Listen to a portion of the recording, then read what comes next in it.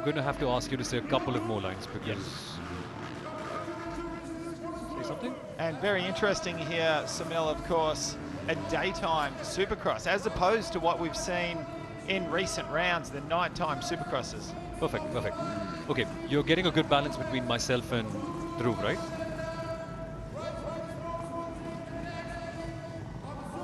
Perfecto.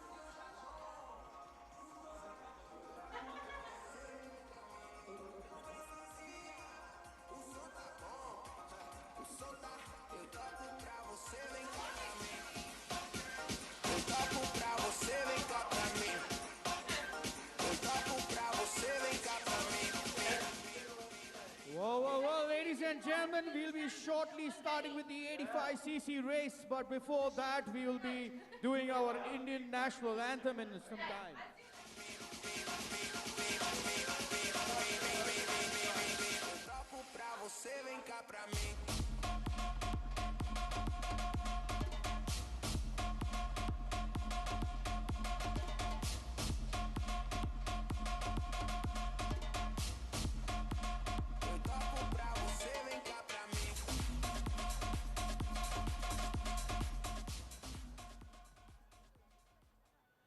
Requesting everyone to please rise if able for the Indian national anthem.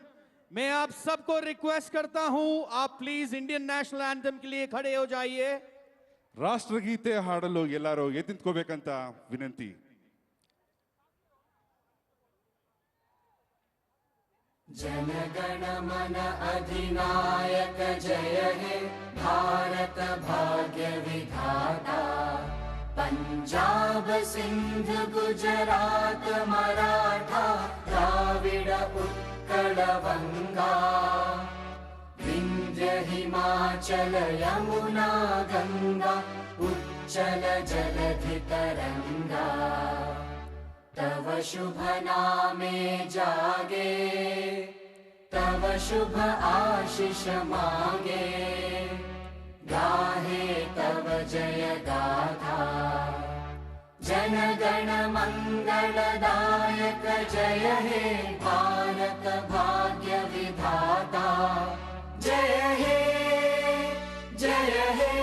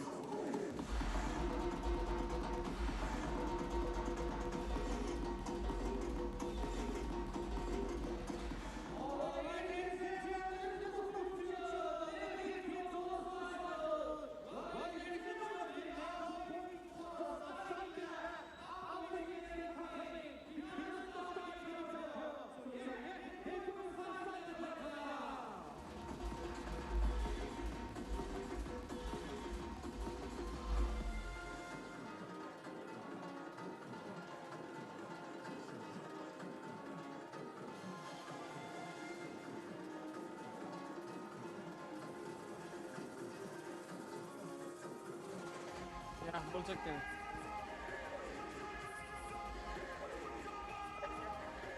Check 1 2 3 4 5 6 7 8 9 10. They're getting it. Fine. Copy sir.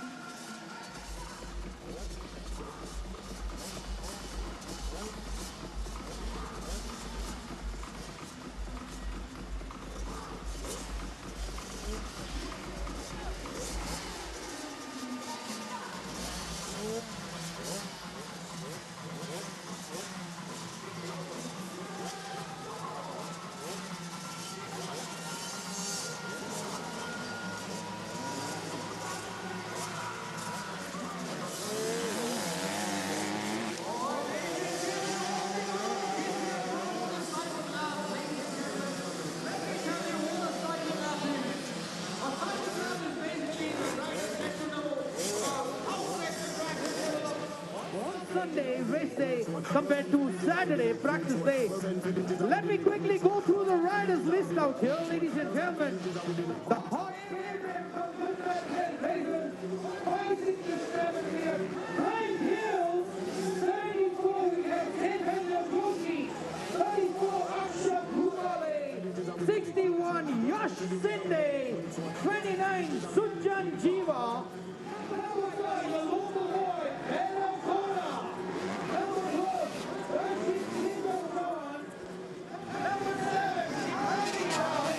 number 26, Alina Sheikh. Number 18, number 28, Sayyad. And number 11, Sahil Sheluka.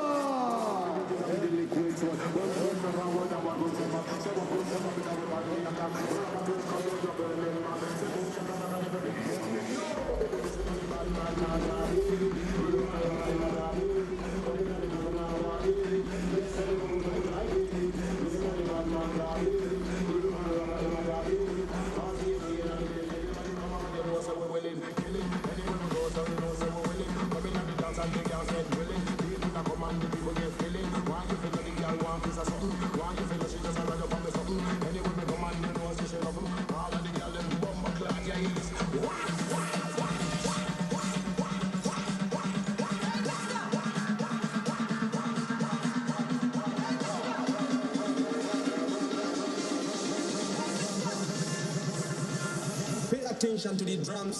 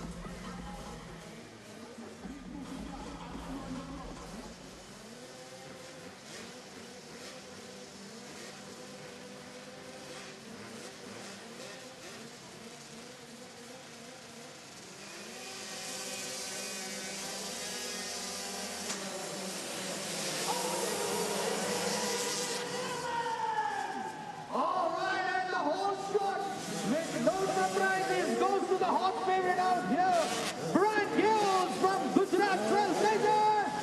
Wow! Oh, well over here, all the 85 cc's, there's a little pile up out here on the start line, but doesn't matter. It's a bottom walk, ladies and gentlemen. As you can see, the rider from Thailand, representing Gujarat Trailblazers, Brian Gills. Oh my, look at the way he's riding. Competition number 74, Chaitanya Joshi is in the second spot out here.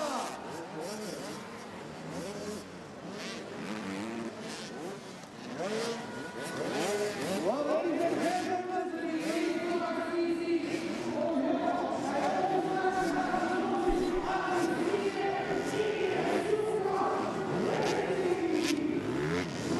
all right, ladies and gentlemen, here comes your leader. Competition number 567, Brian Gills. Wow, look at the way this kid is riding. Come on, people.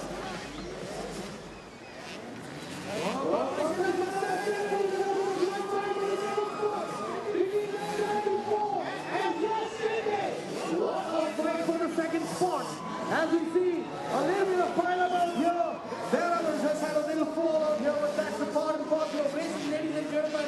But in the lead, representing Gujarat Trailblazers, competition number 567, Brian Gills.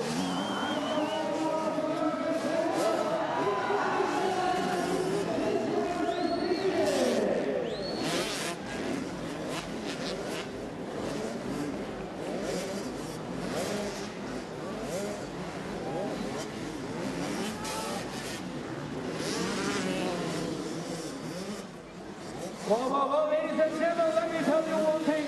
All these motorcycles out here are 85cc motorcycles, two-stroke machines out here. We've got Kawasaki KTMs and all these brands out here who are fighting it out. But look at the fight for the second spot. Oh my God, ladies and gentlemen. Oh, and there's a fall out here. And just in the end, the second spot. The second spot. Come on, I hope this fight starts out here and it continues third spot. Wow, what a race out here. All these kids are having a tough time out here. Their others had a fall in the same spot for the second time, ladies and gentlemen. Then we have both the girls fighting out here. And Alina is fighting out here with Italia. All right.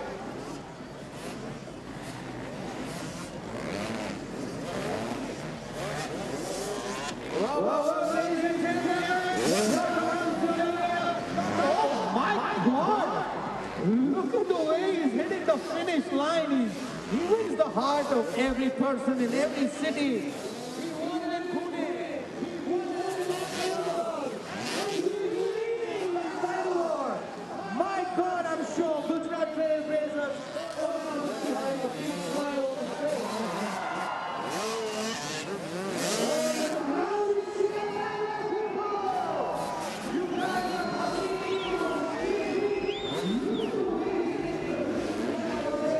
And he's hitting the whoopie-doos now.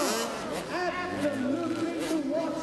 But ladies and gentlemen, there's a good fight in the second spot.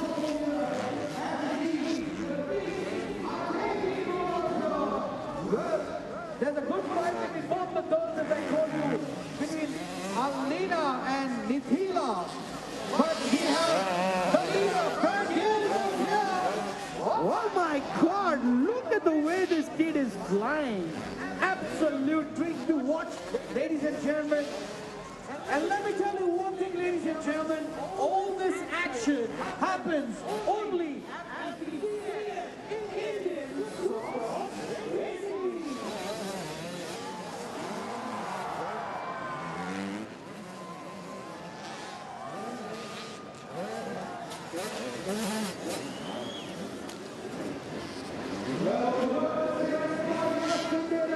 Absolute fantastic race out here.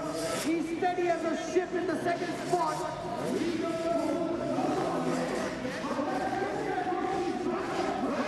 As he was in the second spot, ladies and gentlemen, An absolute treat to watch these riders.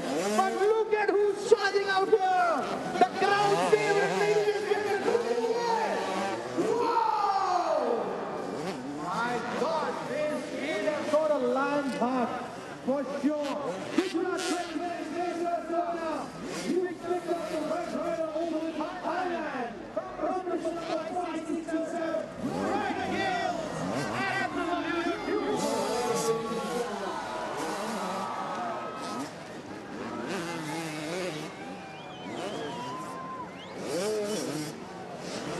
Well, look at the way he's taking the rhythm section.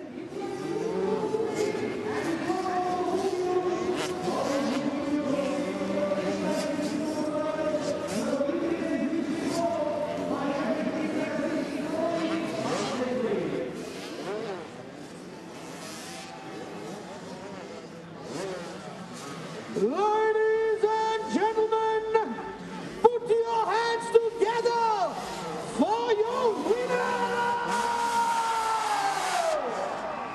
Competition number 567, Brian Gales, you naughty boy. You win the heart of everybody. And it is noticed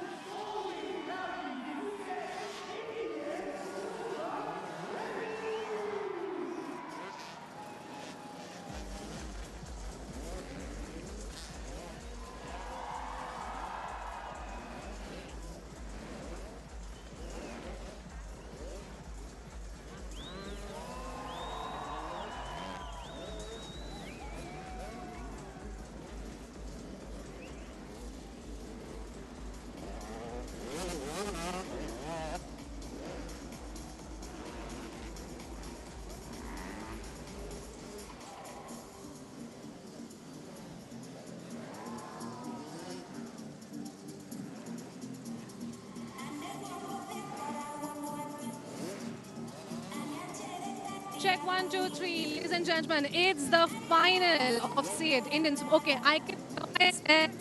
I am cracking.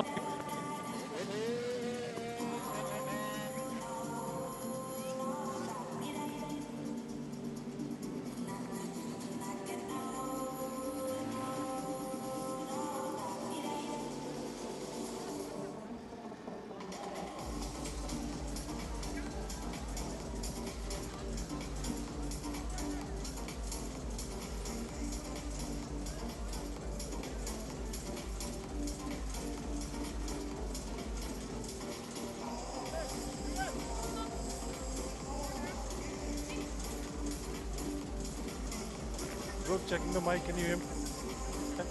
Check 1, 2, 3, Russell, 4, can you hear 5, me? 6, 7, 8, 9, 10. Please say 2 sentences.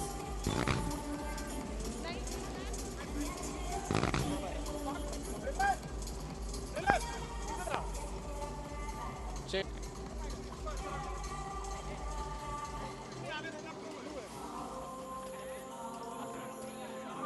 Not very well, Russell. Not very well. Thank you. Let's go to the arena, please.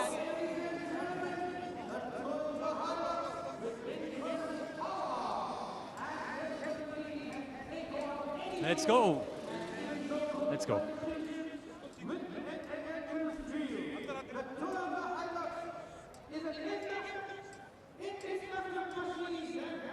There is a crack. And crack not ऐसा भी नहीं कि छोटा crack है, बहुत ज़्यादा कि सुनाई नहीं दे रहा है.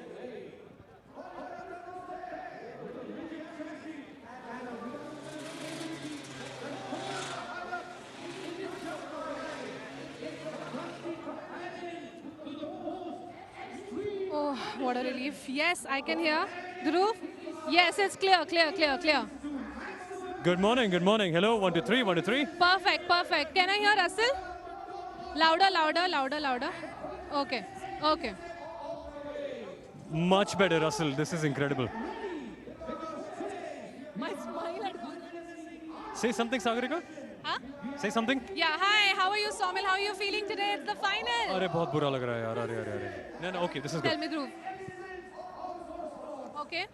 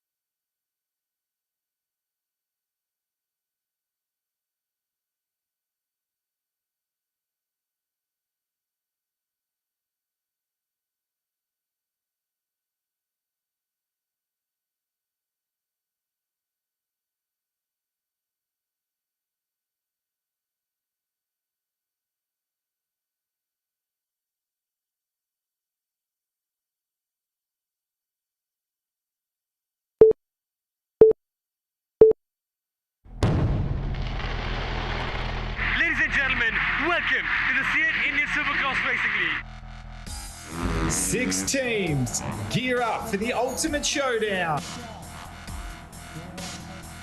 Who will conquer the obstacles? Riders' anticipation, they are ready to go. Master the jumps and cross the finish line to claim top spot on the podium in the world's first franchise Supercross Racing League.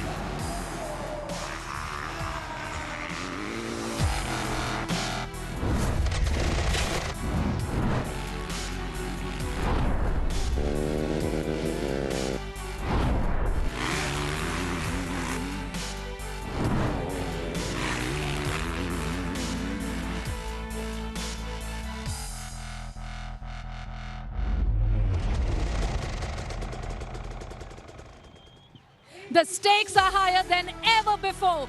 Well, it's the ultimate showdown and it's been a journey filled with twists, turns and unforgettable moments. Tonight is going to be about making history. Welcome to the grand finale of SEAT Indian Supercross Racing League. It's going to be a super special Sunday here as we are here in Bengaluru with all the fans here eager and excited with anticipation. Because of the 6 teams, there will be one team that will lift the trophy tonight. 6 teams and 48 riders stand on the brink of glory today. As I stand by with Saumil here, there's so many questions, but first off, let's delve into the standings and understand who is on top of the race right now. Big Rock Motorsports leading the pack with 388 points, but Moises is not very far away, just trailing with 52 points. BB Racing on the 3rd place, but Saumil, the burning question here is, will the leading team lift the trophy tonight, or will the other hungry teams defy the odds and upset the established order?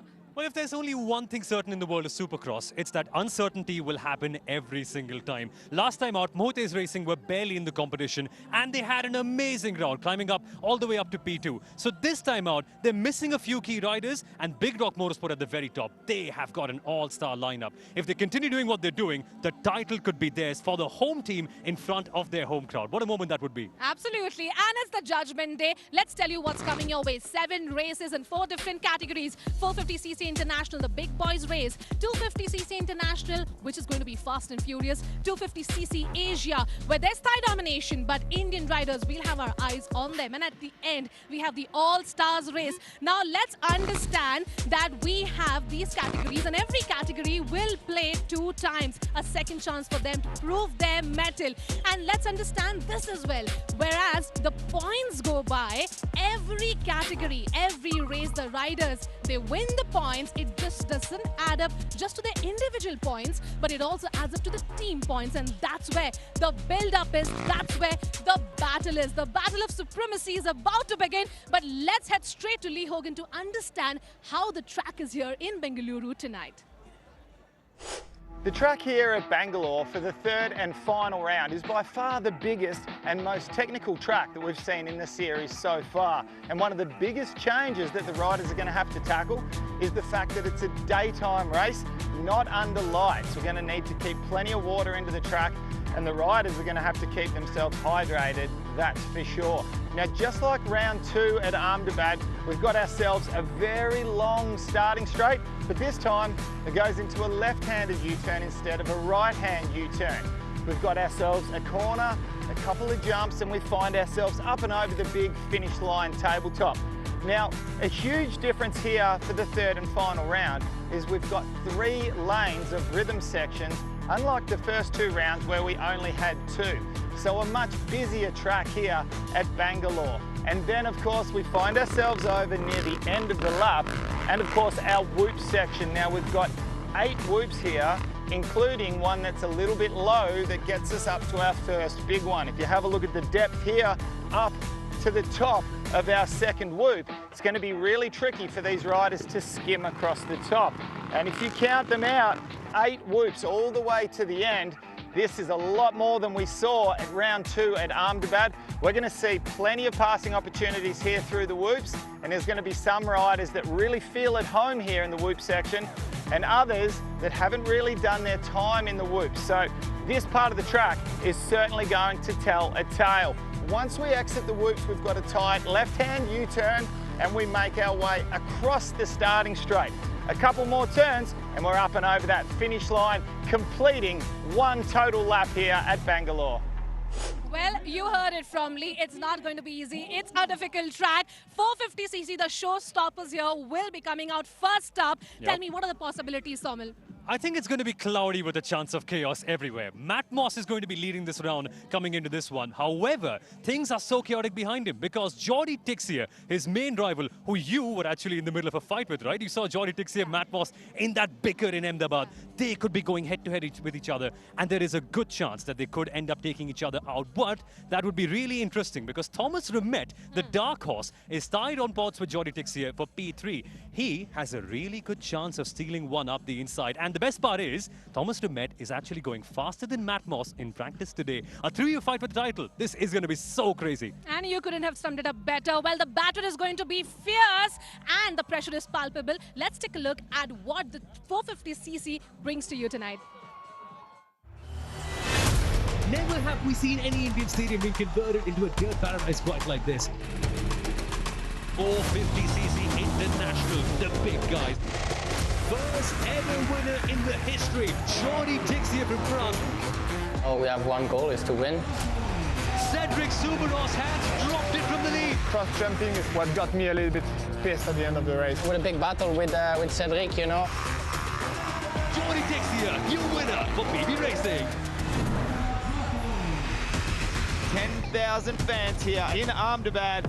They are ready to go here. There's a big crash. Cedric Supercross is involved. Jordi Tixier is involved. And guess what? Matt Moss is there as well. There'll be some hard racing, definitely. Amazing ride for Rise Motorsports. Give my best and trying to win this last round, and then we'll see where we end up at the championship. I do feel lucky, but you create your own luck. Matt Moss is a true champion. I'll target him. I want to beat him. He was targeting me. I just want to give my best out of the track.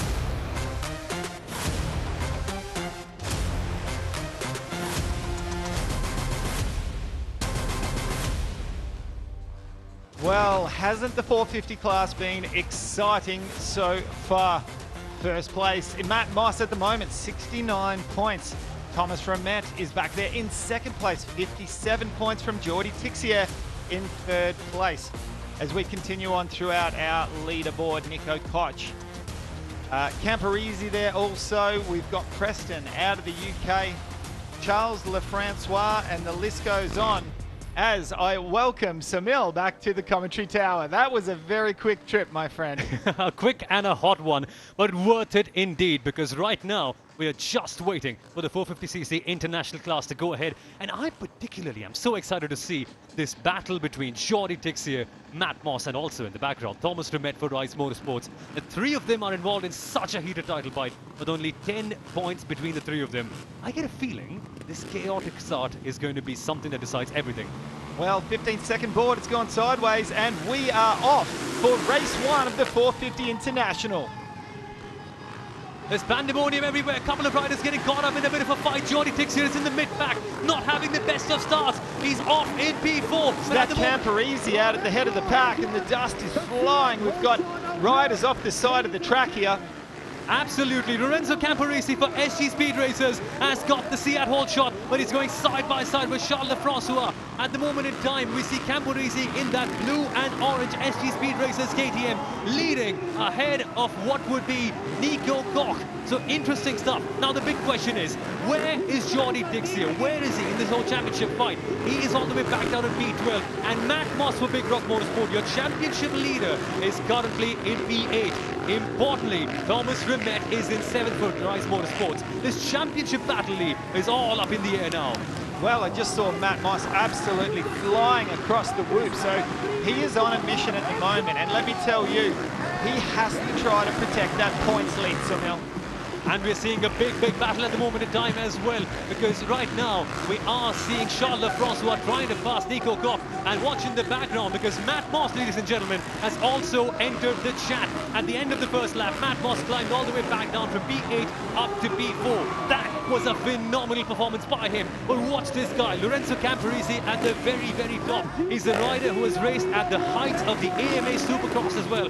One who knows exactly what it's like to compete in these high-pressure environments. And currently, he's leading from Nico Koch of Rise Motorsport. Now, let's not forget, just 6 minutes the duration here for 450cc Moto 1. We have only got 4.5 minutes left on the clock already. Camporese, what a job he is doing at the head of the pack for SG Speed Racers. And Matt Moss, just like that, he's made his way up into second place. And this is going to be crucial for Big Rock Motorsport, because right now, as it stands, Matt Moss will be getting a total of 17 points, whereas Jordi Tixier will hardly be getting anything on his hand as he suddenly is in P7. This is going to be huge, is it not? Because Jordi Tixier, heading into this race, had won or finished in P2 for every race that he completed. Now, he finds himself in the mid-pack with barely 4 odd minutes left to go. This is going to be chaotic for him, Lee. The starts are just so important here, Samil, I must say. And unfortunately, he's got himself a bad start, and we can see just how hot it is. The track conditions are so different here, and Matt Moss is on a charge at the moment. Have a look at the pressure that he's putting on our race leader. He is here. Matt Moss is chasing Lorenzo Camporese, the race leader. Now, this is Matt Moss's opportunity as they go towards another one of the berms. Moss sends it on the inside, seizes the lead, and protects his championship lead with ease. The Big Rock Motorsport rider finds himself back up into P1 as his major championship rivals, Tom and Ramet and Jordi Tixier, are not even in the podium contention as it stands. Well, here we have a look at the replay. Look over the shoulder for Camporese. He sees the passes coming. And Matt Moss, just like that, up the inside. What a fantastic pass. That is a rider who is absolutely confident of all of his abilities. The 9-time Australian Supercross champion, a proper legend of the sport, is Matt Moss. And this is one thing about him, isn't it, Lee? He is super resilient. Even though he didn't have a good start, Moss was able to bounce off so well. And the same can also be said for Jordi Tixier, who has suddenly entered the fight. Tixier has climbed up into P3, crucially passing Thomas Ramet of Rise Motorsport. Well, you called it. I just saw it straight out of the back of the camera there. Jordi Tixier straight away slotted up into third place, and he is on a mission. And now this is super important, because heading into this round, Matt Moss for Big Rock Motorsport, the rider in the white shirt on that Kawasaki, was your championship leader. And this guy, Jordi Tixier, on that number 911 bike, who's just passed Lorenzo Camporese for a second, came in with a 12-point gap between himself and Matt Moss. Tixier is the one who's chasing for that championship lead. And as it stands, that points gap will be expanded to 15 points, with Matt Moss being the leader. Tixier is just kind of saving the best possible result right now, but this is not what he needs. He needs to pass Matt Moss to have any chance at that championship in the 450cc category. And that seems to be a bit tricky, with only 1 minute and 30 seconds to go plus 1 lap and a 3-second gap between them. Yeah, I think that's his biggest problem at the moment for Tixier, is the fact that there is only 1 minute 23 to go in this race, plus 2 laps, let me say. So we still have a little bit of time, but he has clearly got a little bit of track speed on Matt Moss at the moment. Absolutely, and time is absolutely running out for Jordi Tixier. At the moment in time, he's clocking in lap times that are not faster than that of Matt Moss, which is interesting, to be honest, because in free practice, Matt Moss was a total of 1.3 seconds slower than Jordi Tixier. That is interesting. On the day when it matters the most, Matt Moss has really upped his game to another level, and this is why he is such a legend. But knowing Jordi Tixier, he doesn't let people go that easily, does he? No, he doesn't, but let me tell you, Matt Moss at the moment is riding for one of his best friends, J.O. Archer, who just passed away just 2 days ago in a massive freestyle accident. Now, he has said on social media, he is putting this race down for J.O. Archer. And what an incredible story that would be if Matt Moss can come across the line, win this first moto, and also potentially the championship as well as a sound of tribute. But guess what, ladies and gentlemen? We have a battle on our hands. Jordi Tixier is actually going faster than he ever has. That gap, which was 2.7 seconds at the start of the last lap, has been shrunk all the way down to just 8 tenths. Tixier has closed up a couple of seconds in one lap. The Frenchman is flying. He's looking for a move on the inside of Jordi Tixier as they go past the double. Is he going to send it? Of course he does. Jordi Tixier for BB Motorsport is in the lead. Matt Moss second. As it stands, Matt Moss would still lead the championship, but Tixier crucially is closing that gap down. Well, you could see that Matt Moss just clearly moved out of the way there just to let him pass. He did not want to have a bar of what happened in round 2.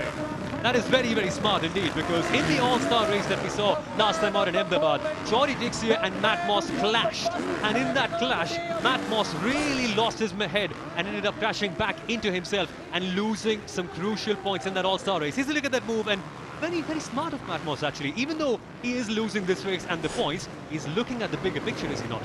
Yeah, correct. That's exactly what he did, Sunil. He moved out of the way. He didn't want to have any conflict like we saw at round 2, and he's also, very much so, he's thinking about the points chase. Remember, this is the world's first franchise-based motorsport Supercross league, actually. And the riders, as much as they're racing for themselves, they are also racing for their teams. And as it stands, Jordi Tixier on that number 911 BB Racing Honda is taking home a gigantic sweep. 20 points for BB Racing as it stands. However, it is a team's championship and you need both your riders to score points for you.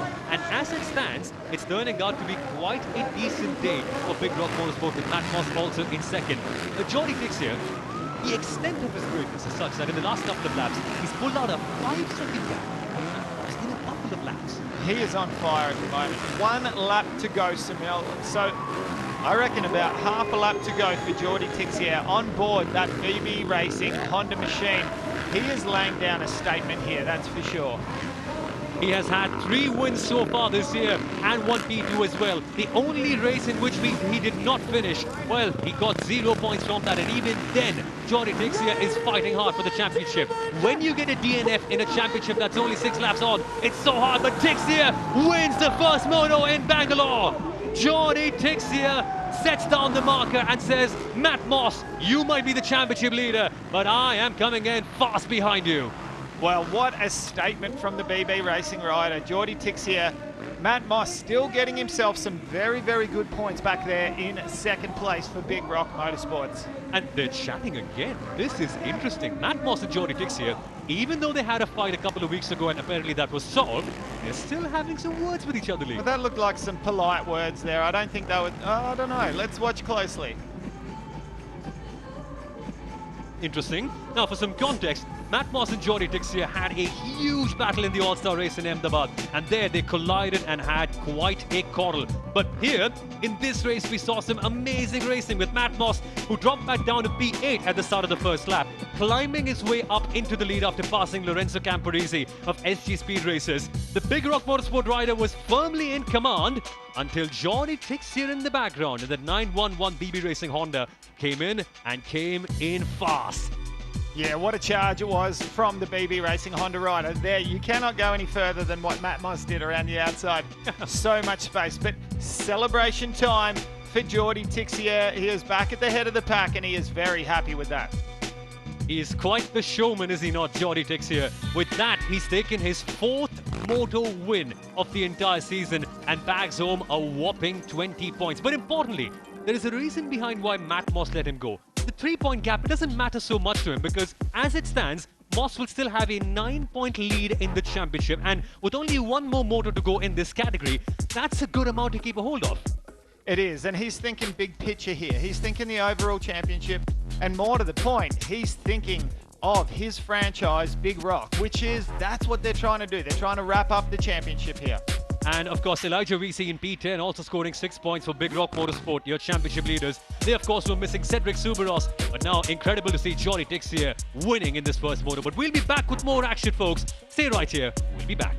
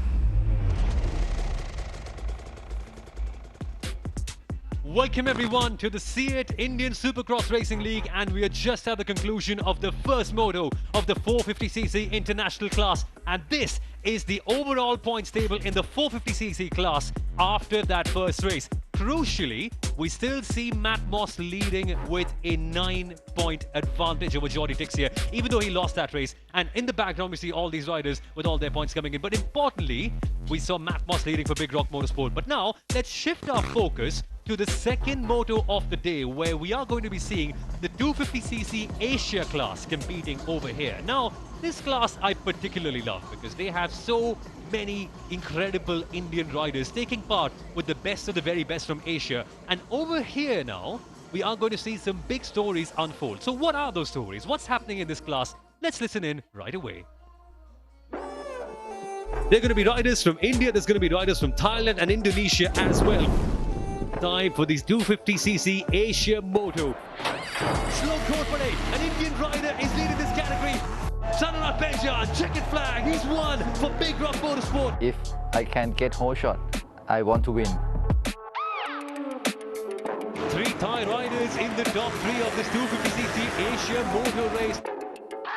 It's a double for Big Rock Motorsport. Sanarat Benjan, your winner. Try to win for me and for my team, Big Rock Motorsport. Ben Holgren, Hudson Guadaro and Sanarat Benjan all celebrating and showcasing the dominance of Thailand in this 250cc Asia category. Addison Guadaro has clawed back 3 seconds of time from Ben Holgren. Addison is a sneaky guy. I am here to win the championship. Ben Holgren for Mahites takes the win. Thai domination all the way through, as we have 3 Thai riders on the top step of the podium as well.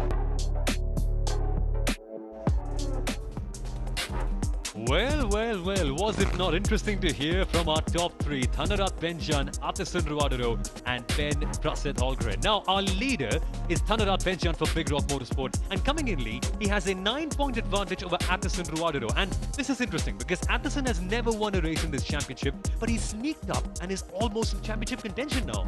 Yeah, Sanarat Benjan has been almost unstoppable throughout this whole championship so far. I think the only chink in the armour that we saw from him perhaps was at round 2 in Ahmedabad, where he wasn't the fastest in qualifying, but he still managed to come out with really good points. So he's going to be very difficult to beat here for sure. Absolutely, and along with him we have got 8 other Indian riders taking part in this category as well. The best of the very best from the country are going to be taking part against these Thai riders, and the winner will of course get 20 points for this and 17 points of P2 and so on and so forth, as you can see on your screen. But critically over here, with only 9 points of a gap between Sanarat and Addison, and crucially, Ben Praset Holgren also just 10 points behind Sanarat, I get a feeling we're in for proper chaos because these 3 riders are so closely matched to each other in terms of pace. Well, both Addison Ruadaro and Ben Holgren both looked very good yesterday in practice. So can one of these riders step up and take it to Sanarat Benjan? We're going to have to wait to see here. We're about to have the drop of the gate in the first of our 250cc Indian Asia Cup. And watch out for some of the Indian riders as well. Shlok Korpare is in the mix. Rugved Barguje, a 2-time national champion also in this class. There are so many Indian riders that could put up a big surprise. The 15-second board is up, and very shortly we go racing. The gates are dropped, off we go for the 250cc Asia class. It seems to be a great start by Rugved Barguje and also for Sanarat Benjan. Sanarat Benjan for Big Rock Motorsport gets the whole shot, but Rugved Barguje, an Indian rider, is in second. Another fantastic start, and the SIAT Whole Shot Award for Sanarat Benjan on board the Big Rock Motorsports Kawasaki machine. He has been at the head of the pack throughout the bulk of this series, and he's doing likewise right here. And the big question on your mind must be, where is Ben Praset Holgren? Where is Addison Ruadaro? Well, as it stands, the 2 main competitors for Sanarat Benjan's lead are currently 4th and 6th respectively. Here's a look at the replay of that start, and watch that getaway. It is incredible what Sanarat does on that white and green Kawasaki. All the work was done straight out of that gate. He launched like a rocket. And we saw a big crash in the background from Chala Sin from Rise Motorsports as well. And that was also Prajwal Vishwanath, the home hero, the Karnataka boy, down and out at the first corner. He currently is in P11 and that is heartbreak for him. But this is the battle we must be focusing on. Ben Prasid Holgren in that white and also white Motor Racing Kawasaki, I must say. It's not painted green this time. But he's being chased by Addison Ruadero in that red BB Racing Honda. And now for both of them, they are going to be major competitors for Thanara Benjamin. But as it stands, they are only second and third. And Thanara is roughly 0.5 of a second away from them. Yeah, there's a big gap back to these guys, but I tell you what, this has just been business as usual, hasn't it? We've been watching these two battle throughout the whole league so far. Hang on a second, something is off. I don't see Thanara Benjan right ahead. He has dropped back down to P3. This is crazy. Thanara Benjan, our championship leader, who walked into this motor with only a 9-point lead, has dropped back down to P3. And Addison Ruadero sends one on the inside for the lead. He has made a big ball move on Ben Prasid Holgren of Mohites Racing. And the BB Racing rider on that red Honda says, I am going to seize the lead and keep it. With only 3 minutes plus 2 laps to go, this could be the first opportunity for Addison Ruadero to take a big win. And with that, he will be cutting in big time into Thanara Benjan's championship lead. Well, it's all about points for the moment, and this is the best way to do it. We didn't get to see the mistake from Thanara Benjan, though. I'm wondering what went wrong. That was crazy, actually, because at the end of the first lap, as we see Ben Holgren struggling on those really challenging whoops, Thanara Benjan was in P1 with a decent margin at the end of the first lap, but clearly something has gone off. Maybe he missed the jump, maybe he probably didn't quite land correctly at one corner, and both Ben Prasid Holgren and Addison Ruadero, his main competitors, are now ahead of him. What this means is that if it stays as it is at the end of the race, Addison Ruadero will be closing that gap down from 9 points to only 4 points between himself and Thanara Benjan. With only one more motor to go, it is all open for this three-way championship fight. I quite like this, Lee. This is turning out to be fun. This is amazing stuff. And we have only got 1 minute 45 seconds to go in this race. We're following the riders in P2 and P3, Ben Prasid Holgren and Thanara Benjan. And what are we seeing here? In terms of lap times, Thanara Benjan on that white and green Big Rock Motorsport Kawasaki bike is closing in very, very intensely on Ben Prasid Holgren. And a bit more about their story. These two have been racing each other for years in the Thai Supercross and Motocross Championship. They know exactly what each other's game is. Where are they strong? Where are they weak? Where can I pass them? And where can I make the most of their mistakes? This is what makes this battle so interesting. The leading three Thai riders know each other inside out, and that is what is making it so much fun. And I'm intrigued, Lee, that for the first time in this entire championship, Addison has grabbed up the lead. He held it briefly in the first round in Pune, but he's been one of those riders that has always been on the podium, but has never gotten that big prize. Well, with just less than a minute to go, you can almost throw a blanket over this top three, Sunil. And they are as closely knit as they could be. Only 3 seconds separating the top three. And we also need to give you a bit of an update on the Indian riders as well, because the best placed of them is Rugved Barguje, the two-time Indian National Supercross champion in P4 for the SG Speed Racers. And behind them is Shlok Vikram Ghorpade, the young 16-year-old for Rise Motorsport as well. Of course, they are not quite at the same level of pace as the international riders, because to be honest, they've never quite competed at tracks that are that difficult, have they? Because in India, the circuits, the tracks, they've never been as big. They've never been as challenging and as difficult as the ones that we have right here. So it's quite a learning experience for Rugved, Shlok, Sarthak and the others as well as the Indian riders. Learn from the West. There's a crash. The leader is down. Addison Ruadero has crashed from the lead. And this is huge for the championship. He was on course to cut the gap from 9 points to 4 points, and our championship leader, Thanara Benjan, can now smile in happiness as he claims a big, big bonus courtesy of Addison Ruadero's crash. This means that Ben Prasid Holgren is now in the lead for Mohites Racing, and he will be laughing all the way to the back, because as it stands, with Thanara and Addison's crash, he has a 3-second gap on the lead, and with this, he will be getting a mighty big lead of 20 points from this race. And just as we say that, 2 laps to go, board comes out. We're in the dying stages here of this race. And here's what happened with Addison Ruadero. Just overshot one of the hairpins and then into the... oh, that is a big one. That's a big mistake. Addison Ruadero overshot his corner and hit one of the tough blocks. That's a rare mistake to make from someone of his caliber and of his excellence. The Thailand motocross champion in the MX2 class has made that big error, unfortunately, and he's now 7 seconds behind Thanarat Benjan. And with the last lap of the race now beginning as Ben Prasad Holgren crosses that finish line jump, he will be the best pleased guy on the entire grid. I mean, he was running in thirdly. That is literally the worst place to be, knowing that the two main championship contenders are getting the maximum points. But he's been gifted this big win, has he not? That was a gift. He started off in the lead, made some kind of a mistake, and then he's come through and he is smelling like roses at the moment.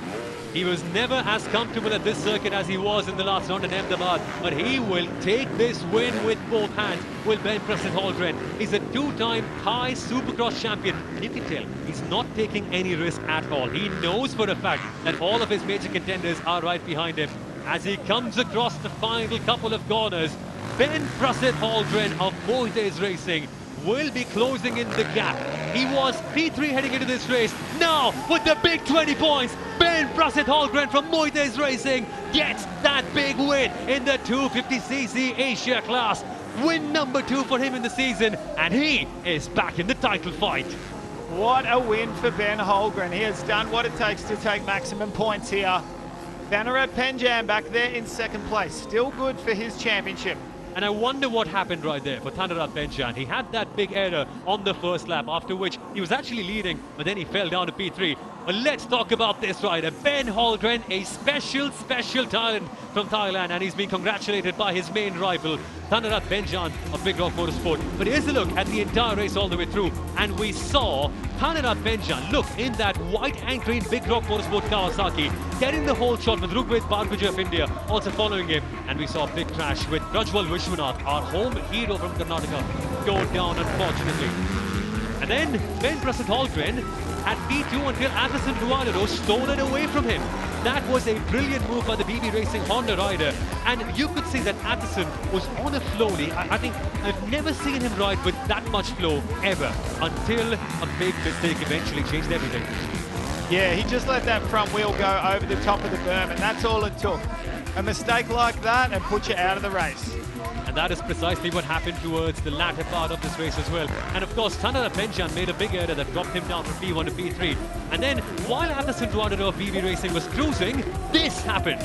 Fell down on his own on the final corner of the circuit, and he couldn't do enough to get the bike up. You could tell he desperately wanted to get back as soon as possible, and that cost him his first win of the season, which eventually gifted Ben Prasad Holgren of Moites Racing a clean and open window to go out there and simply dominate from the field. He won this race by 4.7 seconds, and at the end you could see that he did not want to take any risk at all.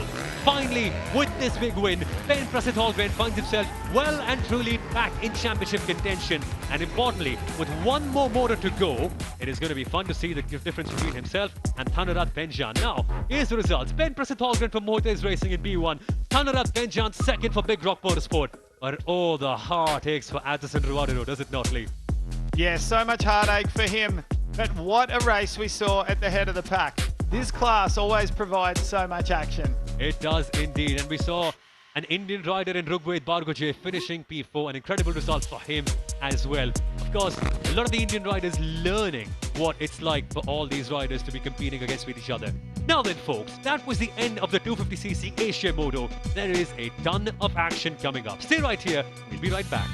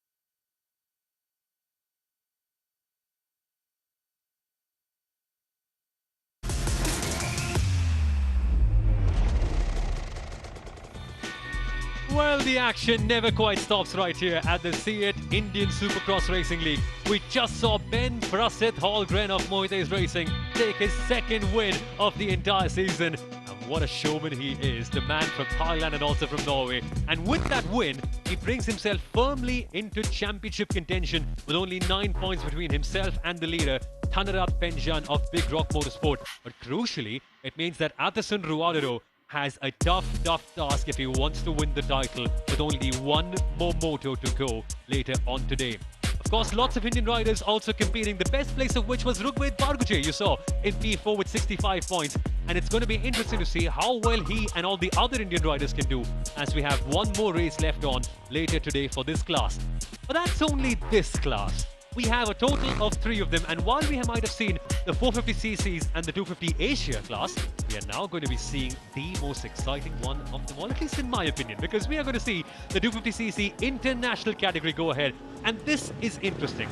Matt Moss with Reed Taylor. Reed Taylor is your championship leader who's won all 4 races so far. But what's the entire story of the championship so far? Let's show you all of that.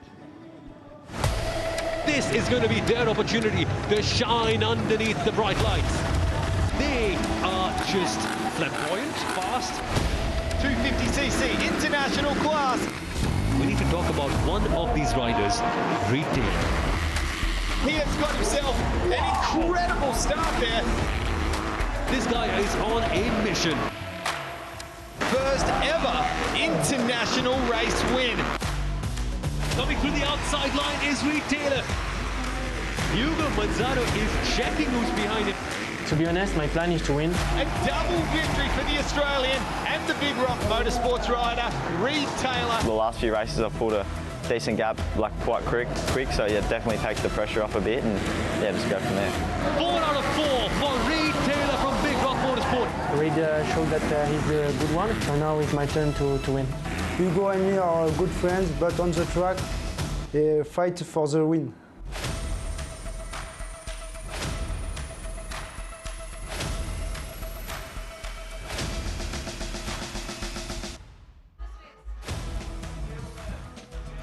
And that was the story, and look at this. Reed Taylor fans are actually filling up the house right here in Bangalore. And this is the man himself, Reed Taylor. Now, this 20-year-old Australian has been going out there and literally surprising everyone. His best result was initially being a 5-time New South Wales state champion back in Australia. But when he came to the Indian Supercross Racing League, he shocked everyone. He won every single race that he's competed in. And that for a 20-year-old is stunning, because there are other riders in this class that are literally 31, 32, 28. Reed Taylor is something else, but he will face intense competition from Enzo Polias and also Hugo Manzato in that blue 965 bike. Hugo Manzato was fastest in qualifying. He was so fast around this track yesterday. But Sunil, we are in the starter's hands. The 15-second board is up. Does Reed Taylor have what it takes to get another win under his belt? The gates are dropped and it seems to be a good start right there from one of the Gujarat Trailblazers bikes. That would happen to be actually Nick Lowry as well. That he got a grease inside. A bit of chaos everywhere. So it's hard to identify who is who. But it's number 335 of Enzo Polias from the Gujarat Trailblazers who has got the Seat hold shot. And this is going to be interesting because Enzo Polias, currently 4th in the championship, is going to be fighting hard against Hugo Manzato for that P2 spot eventually. But as it stands, your championship leader Reed Taylor is currently in P5 with Hugo Manzato on that blue SG Speed Racers bike, crucially in 3rd place. Now, to give you a bit of context, there's a 25-point gap. I know, 25 points, that's insane, between Reed Taylor and all the others. But this means that the task is cut out for Hugo Manzato, and he clearly pushing hard to get up on Enzo Polias. Now, this is that battle. On the number 965 Orange KTM for SG Speed Racers, we see Hugo Manzato, who was fastest in practice, trying to get one on the inside of Enzo Polias. And the interesting part is, Lee, none of these riders have actually won a race in this category so far. Finally, they have a golden chance to break Reed Taylor's complete domination and get a big win in the bag. Well, yeah, as you said, what a start from Enzo Polias, number 335, on board that Gujarat Trailblazers machine.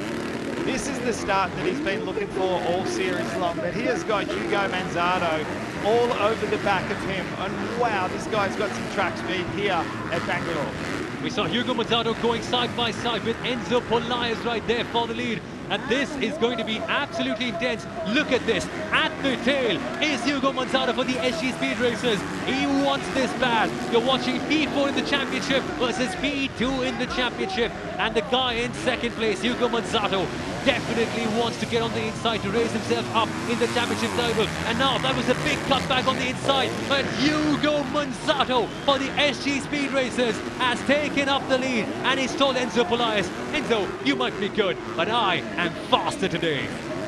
Incredible racing between the Gujarat Trailblazers and the SG Speed Racers bikes. And what this also does, this intense battle slows everyone down, because when you're fighting against each other, you naturally tend to go a little bit slower. And this has opened up the door for Clément Briat to also come in fighting for that P3. And here's that replay. A big send on the inside by Hugo Manzato.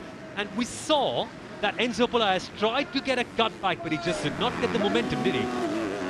No, he didn't, but the battle is still on, and what a fierce battle it is at the head of the pack. Who is going to come out on top here in 250cc International Final number 1? Well, I'll tell you what, there is a very interesting man who has joined the entire fight. Mr. 100%, Reed Taylor, the 20-year-old Australian rider who has been winning every single race in this class so far. He is now rocking the P3. Initially at the start, he was somewhere around P5, P6, and watch out for this kid because he is literally electric. He's the only rider in the entire category to be on the podium in every single one of the races that he's competed in. And that sort of consistency from a 20-year-old is insane.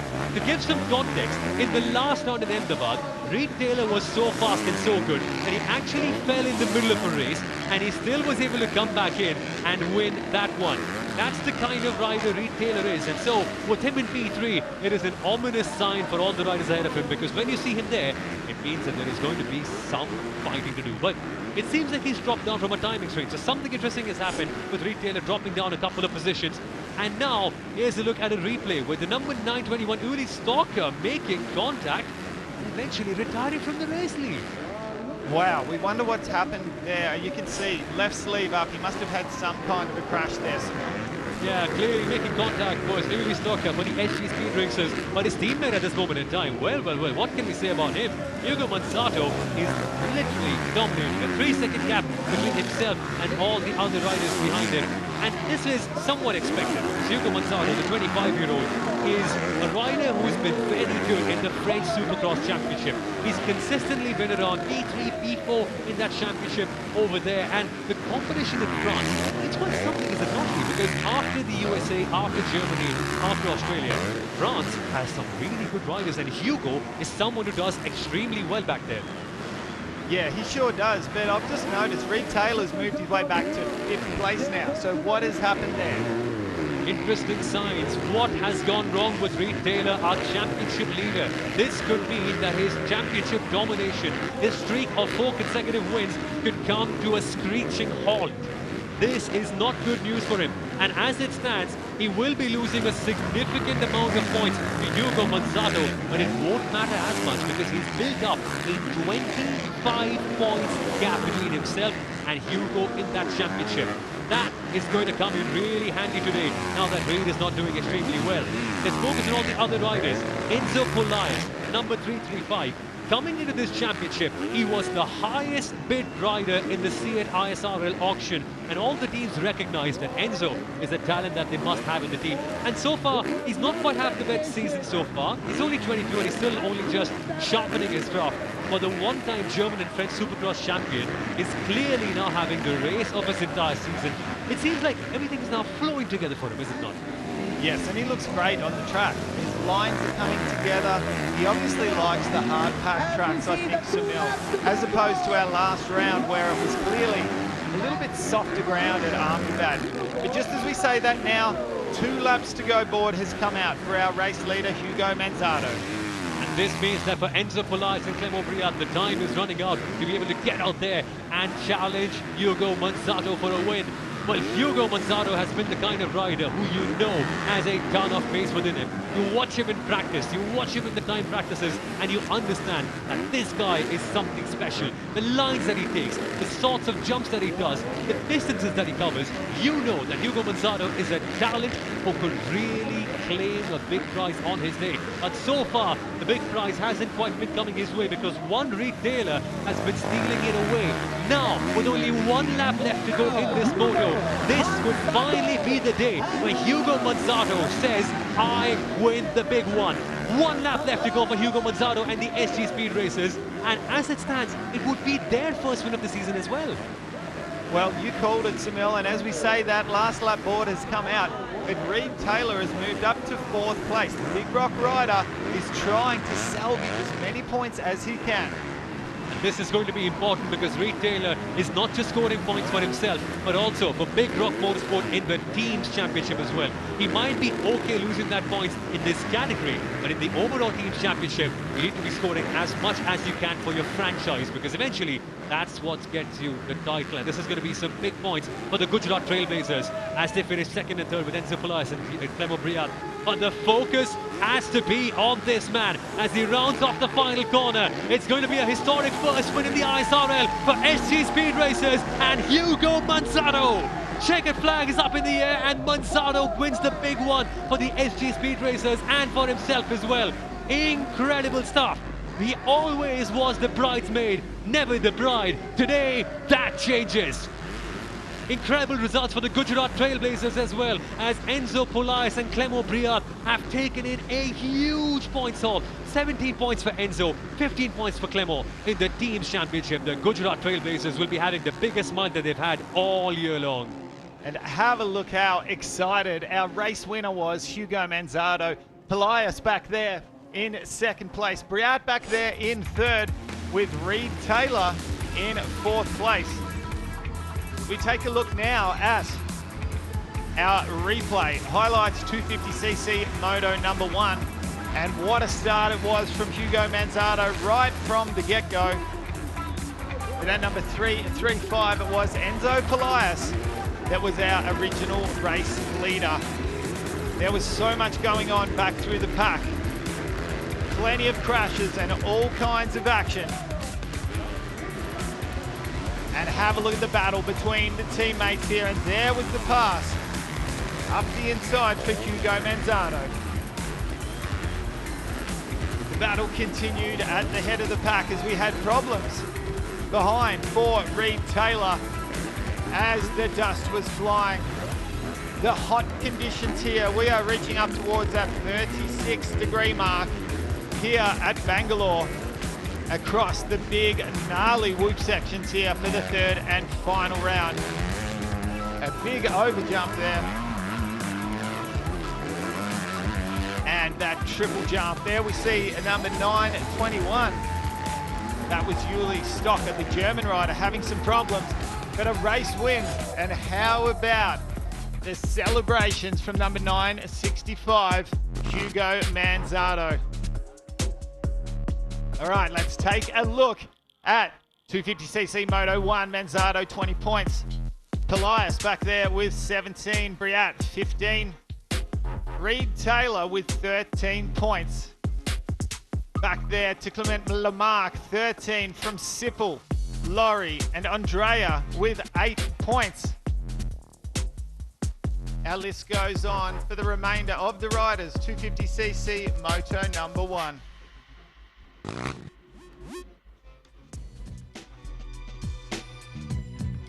Well, we have only just got the action underway here in Bangalore. And I tell you what, we have got so more action to come. And what a win we saw there from Hugo Manzardo. Don't go anywhere, ladies and gentlemen. When we come back, we have got plenty more action here for the SIAT Indian Supercross Racing League.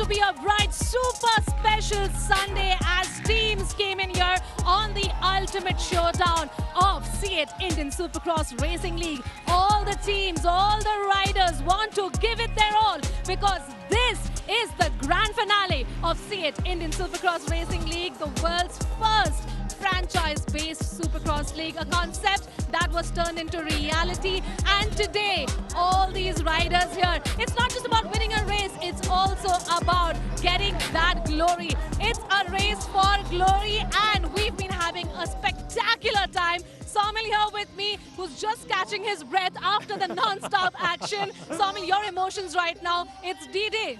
I'm buzzing. I've got goosebumps in my hand. Firstly, because we're getting to see a Supercross event of this spectacle in India for the entire motorsport community. This is so huge. But also, on the 450cc class, we saw such a big change in the order. Matt Moss letting Jordi Tixier go. That was very, very smart of him, but somewhat pragmatic, because normally Supercross riders are so intense, they're so selfish, but Moss with his experience let Tixier go past. That is a big moment in the championship. Absolutely, this game is so unpredictable. Let's talk specifically about the 450cc, what Somil was talking about. To add to your point, we saw what Jordi did, but you've got to talk about how he did not get a great start, but then in the end, went on to win the race. Yeah, absolutely. Tixier was involved somewhere in the middle in that red 911 bike. There you see him right there, making that jump, heading into the hairpin. It was, in fact, some of the other riders who got a better jump than him. And even Matt Moss, by the way, was only P8 at the start of that race. The way Lorenzo Camporisi began, I really thought he was going to have an incredible race for the SG Speed racers. But when someone like Matt Moss comes calling, it is so hard for you to keep onto your lead. And this is the moment when Matt Moss seized P1. By the way, he was P8 at the start of the first lap. In a couple of laps, he was able to get the lead. That's the kind of rider Matt Moss is. And when Jordi Tixier came in, he let him go. Now, the reason why this is so important is because Matt Moss walked into this round with a 12-point gap. Even though he loses this race to Jordi Tixier, he still has a 9-point advantage heading into the final race. Even though he's lost, I think he's winning in the bigger picture. Absolutely, and we've been talking about this rivalry between Matt Moss and Jordi Tixier. We've seen it in the earlier two rounds, and today, all over again. Yeah, they were literally punching each other, were they not, in Ahmedabad? And it's good to see a little bit more civility between the two of them. But here's the point standings. What this does do is only leave a 9-point gap between Matt Moss and Jordi Tixier. For context, you get 20 points for a win, 17 points for P2. So if Jordi Tixier needs to win this title, he will have to hope for Matt Moss to have a bad race. And all that Matt Moss has to do is stay calm, keep breathing, and don't let Jordi Tixier get underneath your skin like he did in Ahmedabad. Because if that happens, a mistake could be on the cards, and that opens up the door.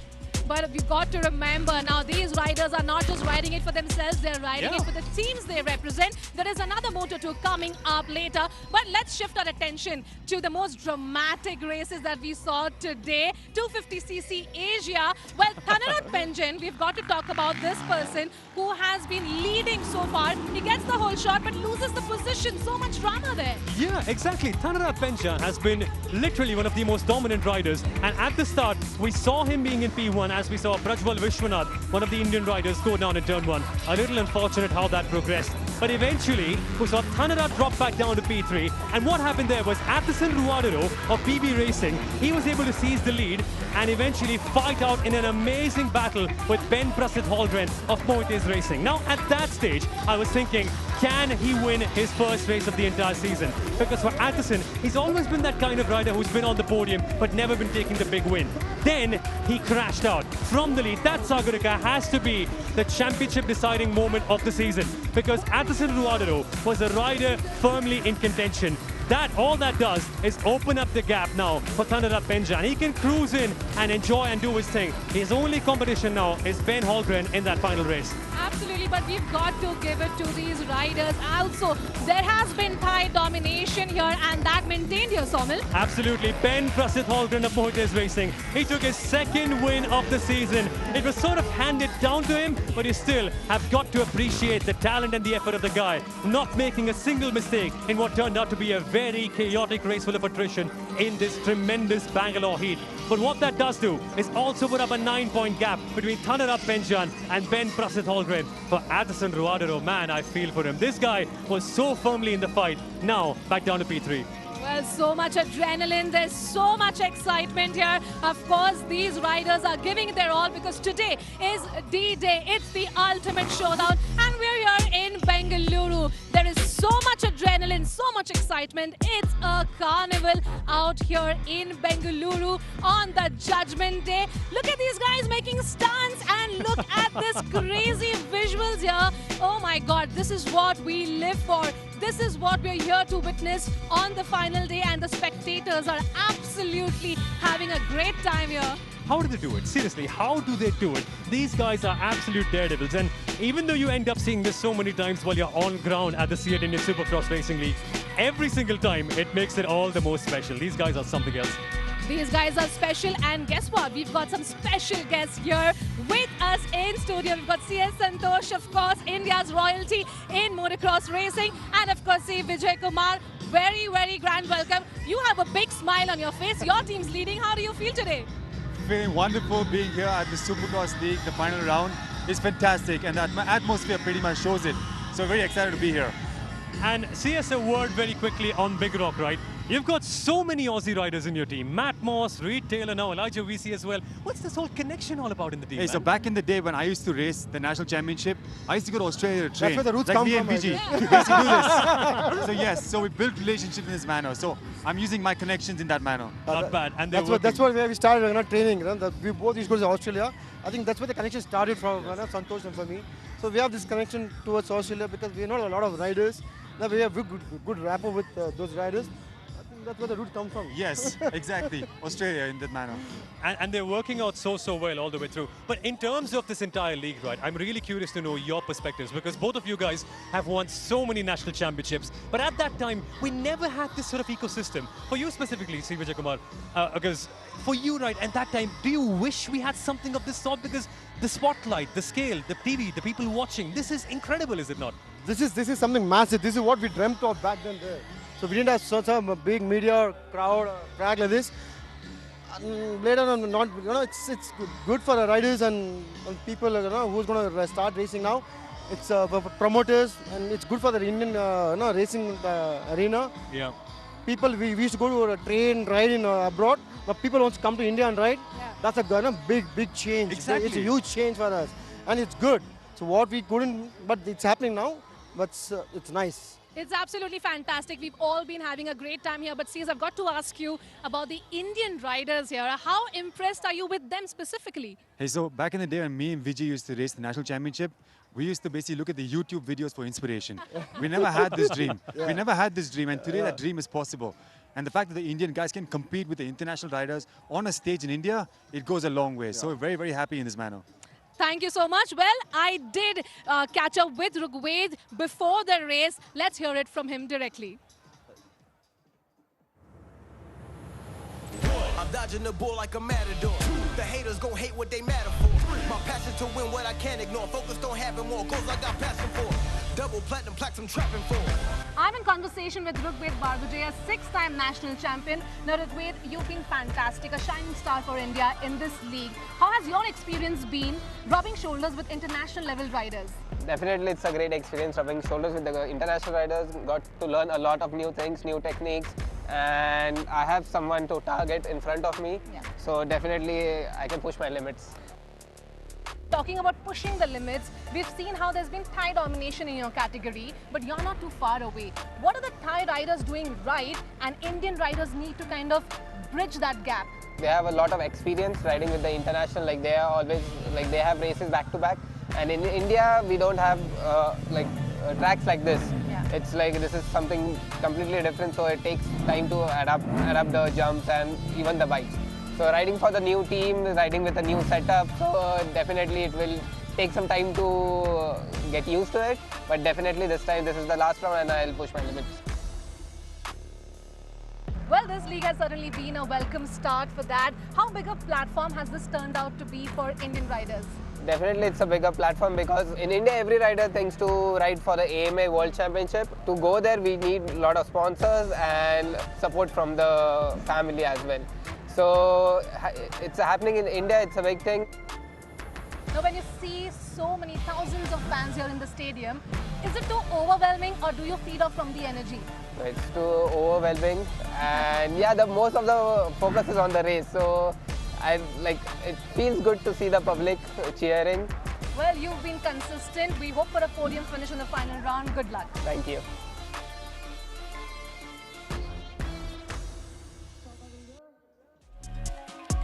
Well, it's already time here for Moto 2 for 250cc Asia, but we have a special guest here, Minister of Revenue, Government of Karnataka, Honorable Shri Krishna Bayar Gauraji here with us to wave the flag for 250cc Asia category. Now, of course, I'm here at the heart of the action. So much anticipation, excitement. Lee, over to you. Let's talk about the leaderboard for the 250cc Asia class, and Thanarat Benjan currently has a 9-point advantage ahead of Ben Prasid Holgren. In terms of the championship, this is going to be a very hard gap to close up. However, we have seen in this class, anything can go wrong, right? And that's the crazy thing. If Thanarat has one DNF, one major crash, Ben Holgren from Moto Racing will be right there to capitalize on it. Well, this is what it comes down to, Samil. He needs to get himself a good start, does Thanarat Benjan. He's got a nice handy little points lead, but he wants to wrap this up not only for his class, but he wants to do it for Big Rock as well. And the important thing is, at the start in a Supercross race, it's not like any other form of motorsport where you qualify on a grid and then eventually start at your grid position. You all start in one horizontal line. And the Honorable Minister currently flagging off this 250cc Asia Moto. Shri Krishna Bayar Gauraji, the Minister of Revenue from the Government of Karnataka. A really pleasant sight to see him flagging this race off as the 15-second board now comes up. Last race is over and underway. Ben Holgren, what a jump out of the gate for the number 31. He has taken a fantastic hole shot, so he is on a mission here today. And this is the perfect start that he could have done for his championship hopes. Remember, this is the last race of the entire championship for this particular class, and he's got it all to play for. The order, surprise, surprise, is Ben Prasid Holgren in P1, Addison Ruadero in second, and Thanarat Benjan for Big Rock Motorsport, your championship leader currently in P3. Addison Ruadero will have to fend off and will have to forget about all his troubles from the last race where he crashed from the lead, and he's doing that with spectacular fashion. But already the first lap underway, Addison Ruadero is close to taking the lead from Ben Prasid Holgren. This is incredible. He's shed off all the baggage from the last race immediately, Lee. What do we think? Do we think that Thanarat Benjan's back there in third place, just watching all of this action unfold in front of him? Is he going to sit back there, or does he want to try to make his way to the head of the pack? Here's the start of the race. A bit of a bad start for Shlok Ghorpade in that KTM Purai's Motorsport. But importantly, it was Ben Prasid Holgren who got the C8 hold shot and took P1. But I really like what Addison Ruadero is doing. He has very, very smartly forgotten about all of his worries from the first race. And as an athlete, right, when you've had a crash just 20 minutes ago, it can be very easy. I mean, holding on to all those things and being low in confidence and thinking, oh my God, I had a crash a few minutes ago. Am I on the same level of pace? Can I nail this corner perfectly? But Addison has forgotten about it. This guy has just wiped the slate clean and is as fast as he can ever be. Well, Rodreo all over the back of Holgren. He's doing everything he can to try to get that Honda past and into the lead. They look like they've pulled a little bit of a gap now back there on Thanarat Benjan in third place. Now, we need to explain the points. We need to figure out how things sit at the moment. And as it stands, Thanarat Benjan walking into this race had a 9-point advantage over Ben Prasid Holgren. As it stands, Thanarat will be losing 5 points, but 5 points only. As it stands, Thanarat will be winning the championship by 4 points. All he's got to do is ride till the end and not make a mistake. If he drops down a position, things get complicated for him. And also, Addison Ruadero now sends a move on the inside line on Ben Prasid Holgren and takes the lead once again. He crashed 20 minutes ago, but now he's up at the top of the order. This is how you function as an athlete. If you fall down, you get back again on your bike and put in the best performance you could possibly put in. Ruadero is a fighter. Well, didn't he set up and execute that pass exceptionally well? Up the inside, forced his main competitor wide, And now there's nothing but clean sailing ahead of him. He's already started to give himself a little bit of a lead now. He is indeed, and he's kind of like a punching bag, is he not? Every single time he falls down, pops back up straight away. Because remember, round 1 in Pune, he had a similar crash as well. He crashed at the start of the first race, Addison Ruadero, and then that race got red flagged. At the end of that race, guess where Addison Ruadero finished? E2. He's that kind of a person, very, very resilient. And what he's doing right now is riding the race of his life, because already after making that pass on Ben Cressett Holmgren, he's pulled out a couple of seconds worth of a gap on him within 1 lap. This means that with only 1 minute 30 seconds plus 2 laps left to go, time will be running out for Ben Holmgren to make a move on him now. But have a look at that green front fender back there in 3rd place. Thanarat Penjan for Big Rock Racing. He's starting to make his presence felt.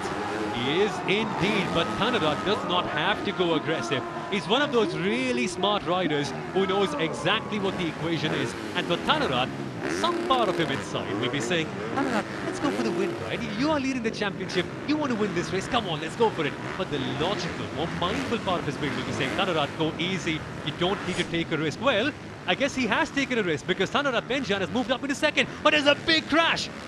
Couple of riders down. That would have to be Ikshan Shanbag. That is indeed Ikshan Shanbag, if I'm not... No, that is not Ikshan Shanbag. That is Alex Sequeira and Savi Mula, if I'm not wrong. But we'll get confirmation on that. We couldn't quite identify the riders, so bear with us on that. But getting back to that point on Thanarat Penjan, as a Supercross rider, knowing how selfish these riders can be at times to be the very, very best, Thanarat, a part of him might be saying, let's go for the win, let's push for it, let's get P1. Because as a rider, your ego really comes in handy, but Thanarat is clearly keeping it away very smartly.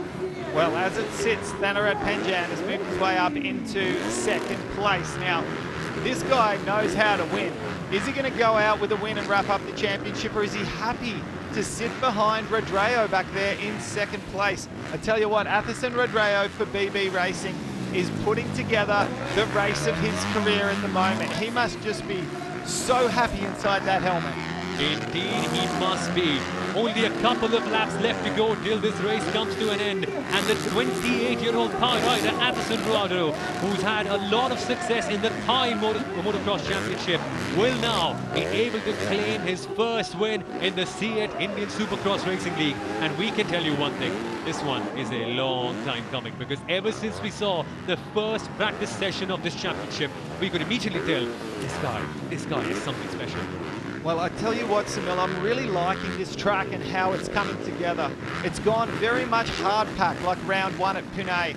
But these whoops, they've thrown everyone such a curveball, haven't they? They have, yeah. And so many of the Indian riders have never raced at a track of such technical difficulty, which is why they're so far behind. But kudos to Prajwal Vishwanath and Rugved Barguje, 5th and 4th respectively, really doing an incredible job wherever they are, and also clawing their time and also becoming faster lap by lap. But the big story has to be the leader, Addison Ruadero, and an even bigger story is the man right behind him, Thanarat Penjan. He has won so many races so far this year. He has won 4 motos this year, and every single time he has come on the track, he has lit it up.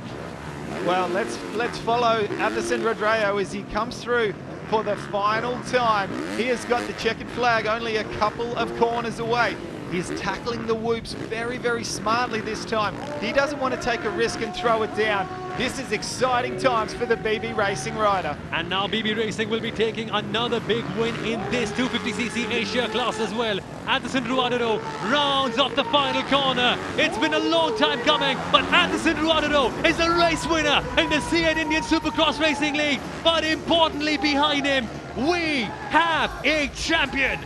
Thanarat Penjan is your brand new 250cc Asia champion in this class, winning 4 motos on his way and taking Big Rock Motorsport to the top of the table. Well, take a bow, Thanarat Penjan and also Big Rock Motorsports as they wrap up the first of the 3 big championships here of the C8 Indian Supercross Racing League. What an incredible job. And incredible to see the chemistry between both the Thai riders, Thanarat Benjan and Atherson Ruadero. The two Thai riders, well, they come from really tricky conditions. They've raced so hard in Thailand, trained so hard in tough conditions, in days that are 40 degrees Celsius hot, for moments like these, where they can go abroad, compete against the best of the very best, and stand on the very top. Great to see the chemistry between the two of them. Atherson Ruadero winning his first race of the season, but Thanarat Benjan of Thailand and of Big Rock Motorsports. This is the guy, your brand new champion. Thanarat, what a man. And how good was it to see him with the helmet off as we take a look here. Our highlights for 250cc Asia Moto 2. What a start it was for Ben Holmgren on board that 31 machine. And the Thai Norwegian rider, incredibly, holding on to P1 for quite a while until Atherson Ruadero just wanted it a little more badly. That is how badly he wanted it. He executed that pass to perfection and taking it to the very, very edge. Nobody could catch him this time, and this time he didn't even fall like he did in the earlier moto. Thanarat was in P3 watching it all happen unfold because he didn't have to fight it. He came in with a 9-point advantage, walked home as the champion. There were crashes aplenty in what turned out to be a race full of attrition underneath the Bangalore heat. But eventually, this guy was unstoppable. Atherson Ruadero for BB Racing on that Honda, winning his first moto of the entire season. And we can very, very proudly say this was a long time coming. Well, I tell you what, it's been an impressive series for the Indian riders, but it's been all about our Thai riders finishing top 3 in all of the motos. What a sensational victory there it was for Atherson Ruadero here. Let's take a look at the leaderboard.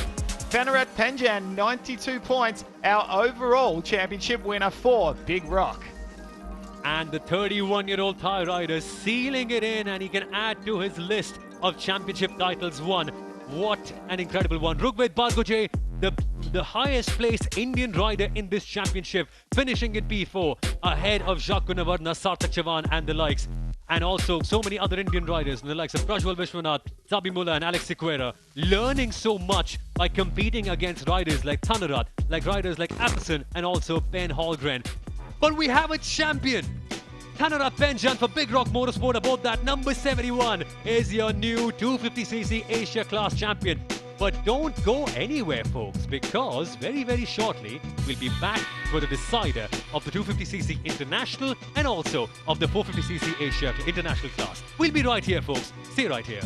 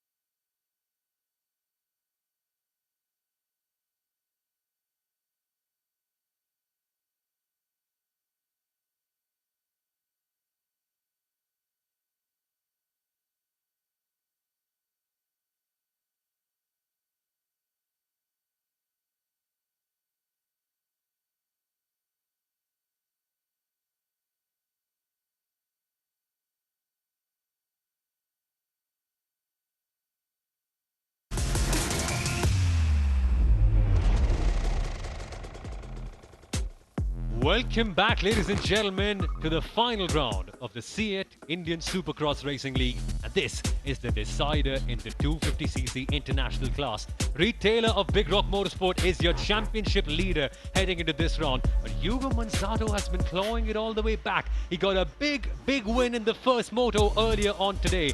And this is going to be important for him to be able to finish in style. Well, it's not going to be 6 out of 6 for Reed Taylor anymore, that is quite clear. And his 100% record has been broken down, unfortunately for him. But it is interesting to see more competition because in that last race, Hugo Manzato, Enzo Police and Clément Briat, the 3 French riders were able to put in such a show. We've not seen them perform to that level so far this season. And there's a fun saying in Hindi, right, which is "De Rai Durust Hai," which basically means even though if it comes late, it's good that it's finally arrived. And it's good to see that happening for all these riders as well. Yeah, and look, it's also good to see that Reed Taylor is human. He can make a mistake as well. Because look, he was staring down the barrel of a perfect scorecard of 6 out of 6 wins. So a 4th place at that last race, can he rebound, bounce back now and finish off his championship bid with a win here and stamp his authority? We're about to find out. And there are so many Reed Taylor and so many Big Rock Motorsport fans out here in Bangalore as they celebrate their home race in front of a sold-out crowd in Bangalore here. And now for the 250cc international class, we're only a few odd seconds away from the race beginning. 15 seconds left to go for the final race in the 250cc international class. The gates are dropped. Off we go for the final race in this category. And it seems to be a chaotic start all the way through. It seems that the number 77 of Brendan Sippel has taken the lead for Rise Motorsport. But behind, there is action, there is madness, there is pandemonium everywhere. Hugo Manzato in 2nd place right off the bat. Now, that could spell disaster for the rest of the field. And watch him go already. Hugo Manzato aboard that number 965 SG Speed Racers bike is already on a mission. He does not want to wait to get the lead even for a couple of laps. He wants it now, and he gets it. Hugo Manzato for the SG Speed Racers team has moved up into P1. And guess what, ladies and gentlemen? Reed Taylor is now in 2nd. Bring it on. We've been waiting for this battle since round 1 in Pune. Hugo Manzato versus Reed Taylor. When they go head-to-head, they make a show happen. And finally, we get to see them go head-to-head, toe-to-toe with each other, Lee. Now, let's have a look at the replay here, Samil. This is the pass for the lead. And what a smartly executed move that was. Nailed it to perfection by Hugo Manzato. It's kind of like Brendan Sippel left the door a little bit open because he knew that Hugo would be faster. But again, Hugo taking it with both hands and not letting it go. But this, ladies and gentlemen, is where the fun really begins. Because if you thought that the start was chaotic, well, I get a feeling that it's going to be even more crazy right now. Because Reed Taylor, the leader of this championship, the young 20-year-old who's been dominating things from the very first practice session, not even the race, the very first practice session of this championship is now on the back of Hugo Manzato as we see Brendan Sippel being awarded the SEAT pole shot for an incredible getaway. But what this does do right now, I believe, is finally put up that fight that we've been waiting to see for quite a while. And we have seen Hugo Manzato and Reed Taylor fight it out in the timing sheets, but never properly head-to-head on track. At last, we get to see it happen. A little bit of a gap between 1st and 2nd, but I think what Reed Taylor needs to do here, he needs to stay smart. He can't afford to get involved in some kind of a battle that could potentially put him on the ground, shall we say. Yeah, he needs to be learning from his mentor, Matt Moss of Big Rock Motorsport, who when he was leading the championship earlier on today in that first moto for the 450cc Internationals, he let his main drivers go past because he didn't need to finish ahead of him to maintain the championship lead. That is what experience is all about. And Reed Taylor, even though he might be only 20, even though he's only competing in his first full season of international motorsport, he would have been told this by his mentor Matt Moss. And what a mentor it is to have, right? A 9-time Australian Supercross champion telling you all about racing. And importantly as well, in this week leading up to this race, Reed Taylor was actually spending time with Cedric Supercross, a rider who's one of the finest ones internationally. What kind of stuff can you learn as a 20-year-old from riders like these? Well, what an amazing experience that would have been. As we see, a rider's gone down, number 66, that's Alex Orta out of Spain. Yep, the young 15-year-old unfortunately going down for Rise Motorsport. having a major crash. Hopefully he is okay, and here's a look at what went down. And he just lost it at the berm rather randomly. Sometimes you can lose control there when you're not quite really 100% comfortable with the bike. And that's what happened for Alex Teixeira Sorta, who, by the way, has been phenomenal this year. For a young 15-year-old who can barely even speak English, the kid is doing a phenomenal job, so we've got to give him credits for that. But on to Reed Taylor, he's not able to close up to Hugo Manzato now. Look, I think he's purposely leaving a little bit of a gap. Another rider there, 418 Tanner Gandy. He's out of the USA and he's a fill-in rider for this round. Let's hope he hasn't hurt himself. Yep, exactly. When Supercross riders go down, there is always that feeling, are they okay? Because the riders, they might not be riding at the fastest speed. Of course, it's dirt, you can't go that fast on dirt, especially when there are obstacles like we have right here, like these really challenging whoops. But it's the momentum you carry, and when you fall down, Lee, you might know, this hurts, does it not? Oh, it sure does, but let me tell you, I think this is a, shall we say, a strategic race for Reed Taylor back there in second place. There's a little bit of a gap now, but he knows what he's doing. He's trying to wrap this up. He's got his own championship that he needs to wrap up. He's also thinking of Big Rock Motorsports. And that is the important thing for him as well. Remember, we are competing in the world's first ever franchise-based Supercross Racing League. And normally in the world of Supercross, the riders will just be fighting against each other for themselves, but not so much at the CN Indian Supercross Racing League, because here, the team's championship really matters. And this is interesting, right? In the dynamic of a Supercross racer, being selfish is something that naturally comes in because you have to be. If you're not selfish, you probably might not reach the very pinnacle of the sport. But what is interesting now is that Reed Taylor is playing the team game very well. And his teammate as well, which would be Caleb Goulet, is also scoring a decent bit of points at P8 right now. So Big Rock Motorsport going in very happy. Yeah, Reed Taylor is thinking of the end game here for sure. But what a way for Hugo Manzato and, of course, the SG Speed Racers, for them to wrap up the end of the championship here at Bangalore with such a fantastic race win. An awesome job. Yep, indeed. And for the SG Speed Racers, who you are watching right now, courtesy of Hugo Manzato on that number 965 bike, it's going to be only their second win of the season. That is amazing. In this class, of course, that is. And for SG Speed Racers, they've not been the top team. They've not been having all their riders perform quite like Big Rock Motorsport has. But it's incredible to see that when the stakes are high, when you really need a big performance, Hugo Manzato and the crew are putting in a proper shift. And that's the kind of stuff you want to see from all the teams as well. Delivering on the key moments. And importantly, we have the timer running out, which means that only 2 more laps are left to go in this race. Now, I just need to give some props to Nick Laurie, the rider out of the USA, number 226. Now, he's riding for BB Racing. This is by far the best ride that we've seen from him.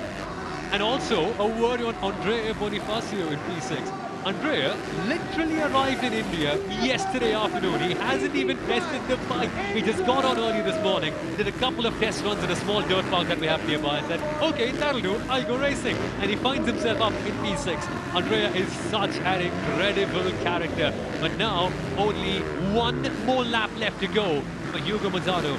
And with this, it's going to be the last lap of the season for the Super 50cc International category as well. Remember, we have a couple of more races left to go. The 450cc International and also the All-Stars race. Let's talk about these riders here. Now, as the last lap board has come out, Sunil, we can't understate the heat here. These riders, they've had to deal with nighttime races for the first 2 rounds. They've come out here for the 3rd and final round in daytime, and man, is it hot here in Bengaluru. I'm going to say we're talking 36 degrees out there. So this has put these riders through their paces. And the riders absolutely having no break whatsoever. There's a big moment for Hugo Manzato, almost losing it in the final couple of corners in this race. Well, he almost might have crashed out, but it does not matter to him anymore. Manzato firmly under control. He crosses the final corner and he's going to be smiling in here. A double win for Hugo Manzato of FC Moto for SG Speed Racers. But behind him, we have a champion, a young 20-year-old in Reed Taylor has done it again. Reed Taylor finishing second for Big Rock Motorsport. But in the championship, the 20-year-old, that's right, a 20-year-old who legally cannot even drink in this country, has beaten riders who are 5, 6, 7, 8 years old older than him and has gone out there and has smashed it. Reed Taylor is your inaugural 250cc international champion at just 20 in his first season of international racing. This kid, Lee, this kid is special. Well, I tell you what, I was loving the sportsmanship between Hugo Manzardo and Reed Taylor. What a way for Manzardo to finish the series, but Reed Taylor to be crowned champion. Let's take a look at these fantastic highlights.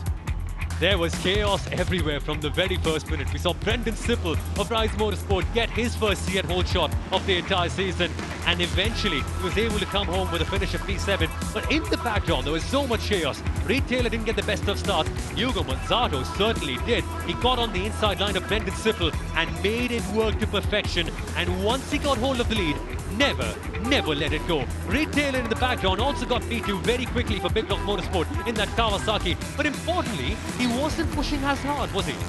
No, he didn't seem to be. But to wrap it up, Samil, I would have to say, what an aggressive race from Hugo Manzardo, but a cool, calm and calculated race from Reed Taylor. And how much do you like to see this from this young kid? Because normally 20-year-olds can be very rowdy, can be very rash, can be very mindless, to put it that way. I like to see, as we saw, a big crash right there.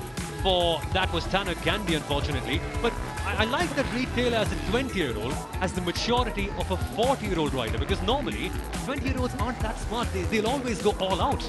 And Hugo Manzardo, by the way, winning this big race for himself, a double win for him.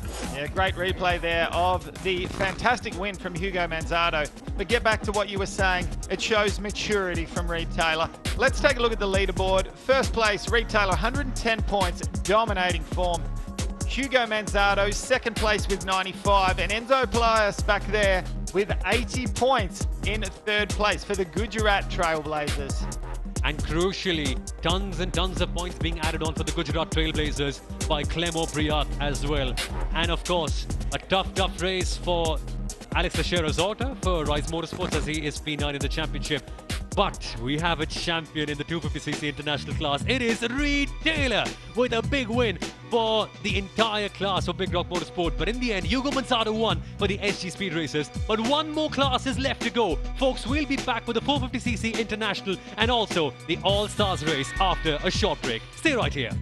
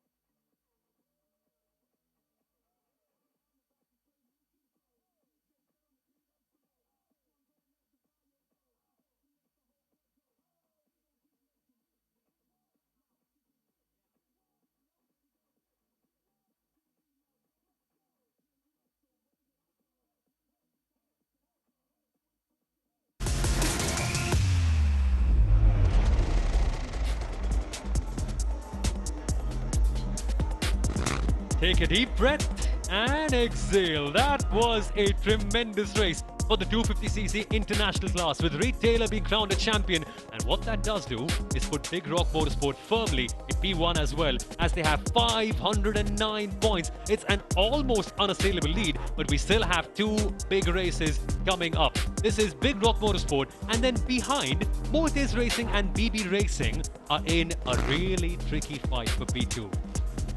Yeah, look, Big Rock Motorsports have got themselves a very handy gap now. And I would say an almost unassailable gap now, Sunil. They are in the box seat to take the overall championship. And what a way to do this. The first of the franchise-based leagues here in India. This has been groundbreaking. It has indeed, and it's so interesting to see Supercross riders working in a team. But this is the big one, the 450cc International. And in this class, Matt Moss of Australia, the 9-time Aussie Supercross champion, is leading by 9 points ahead of Jordi Tixia, and also behind him is Thomas Rumet. Importantly in this class, Matt Moss, all that he needs to do is ride smartly. Do not let Jordi Tixia get underneath your skin. If he annoys you, let him annoy you. Let him go past, quite like he did in the first moto, because as it stands, even if Jordi wins, it's going to take only a DNF or some really terrible finish from Matt to make sure that Jordi wins the title. Now, I tell you what, Samil, without a doubt, one of the biggest things on Matt Moss's mind is going to be trying to make it through this first turn without getting caught in a first turn pileup. Because if Tixia gets the whole shot and Matt Moss goes down, anything can happen. He does not have a big enough points gap. That is absolutely true. Watch out for the number 102 white and green Big Rock Motorsport bike. 15-second board is up in the air. The gates should be down any moment. Off they go for the final 450cc race of the season. Moss. And that is a good start by Matt Moss. He is up in a second. Is that Thomas Rumet that looks to have got the whole shot? But the big battle between Matt Moss and Jordi Tixia, looks like Moss has come out on top.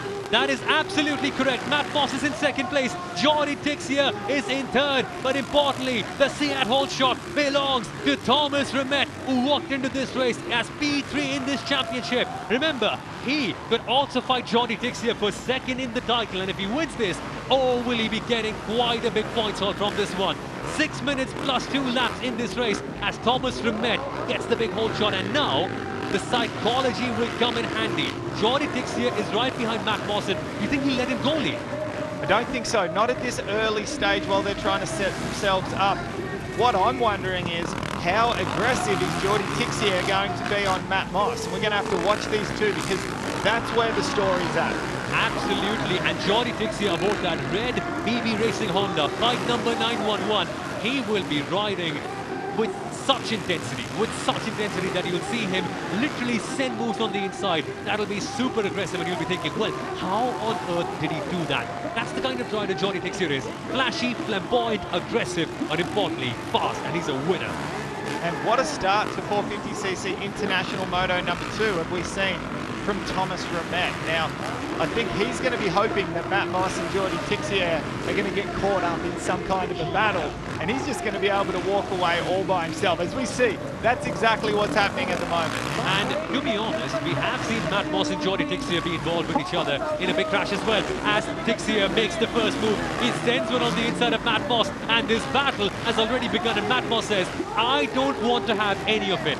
As it stands, even if you go ahead, Jordi, I will still win the championship, so I don't need to fight with you.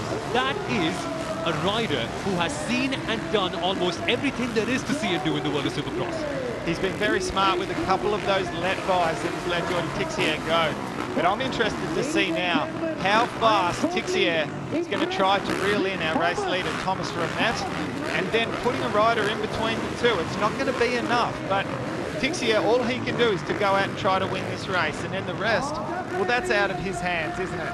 Yup, but he will be riding like a man possessed with Jordi Tixia, because that's the way he normally tends to ride as well. So far this year, Jordi Tixia has won 4 races in this class, apart from also winning a couple of all-star races as well. He is a serial winner. He wins for fun. He wins for breakfast, lunch and dinner. That's the kind of rider Jordi Tixia is. And when he sees a rider in front of him, You should see the way his bike twitches, the intensity with which he's braking, the way he's braking later than everyone else and jumping higher and further than everyone else. When Tixia gets aggressive, you know that he means business. But importantly, he's competing against a rider who is super composed. Thomas Rimet was the one who capitalized on that crash between Matt Moss, Jordi Tixia, and also Cedric Soubeyros in the last moto in Ahmedabad. If there's one rider who can hold on to his nerves very well, it is Thomas Rimet. And just like that, the battle we've been waiting for, Tixia all over the back of Thomas Rimet. Where will he try to make this pass?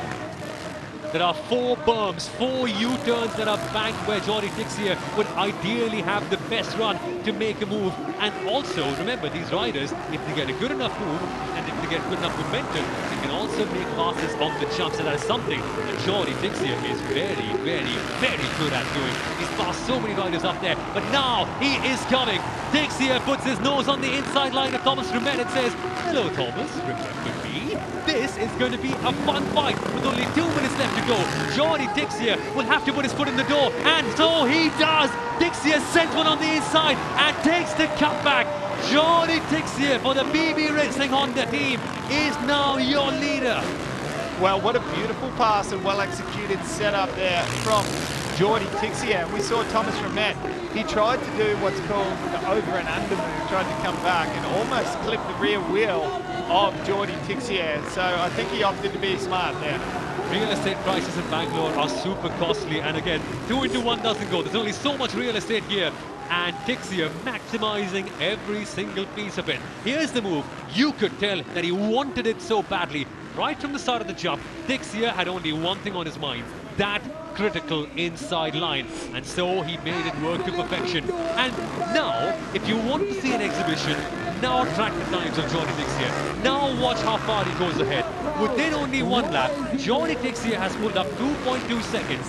This guy, he just shows off sometimes, really, I think so. He's such a show, Jordi Tixia, in a good way, I mean, because whenever he's in the lead, normal riders might slow down, take it easy, maintain the gap. Not Jordi. When he wins big.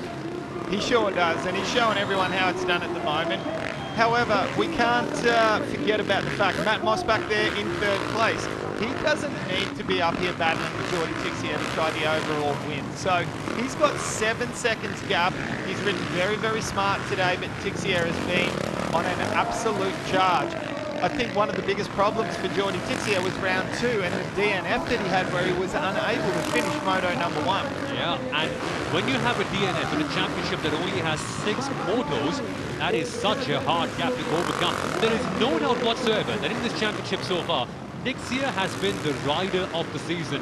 Winning 4 motos and then also 2 All-Star races, that's no joking, because the kind of competition, riders like Cedric Soubeyros, like Matt Moss, beating them convincingly so often takes something. Even though some people have had questions over the way he's been riding, and Moss and Soubeyros not really happy with the way he's been making moves, but pace is evident, and you cannot seriously doubt that, can you?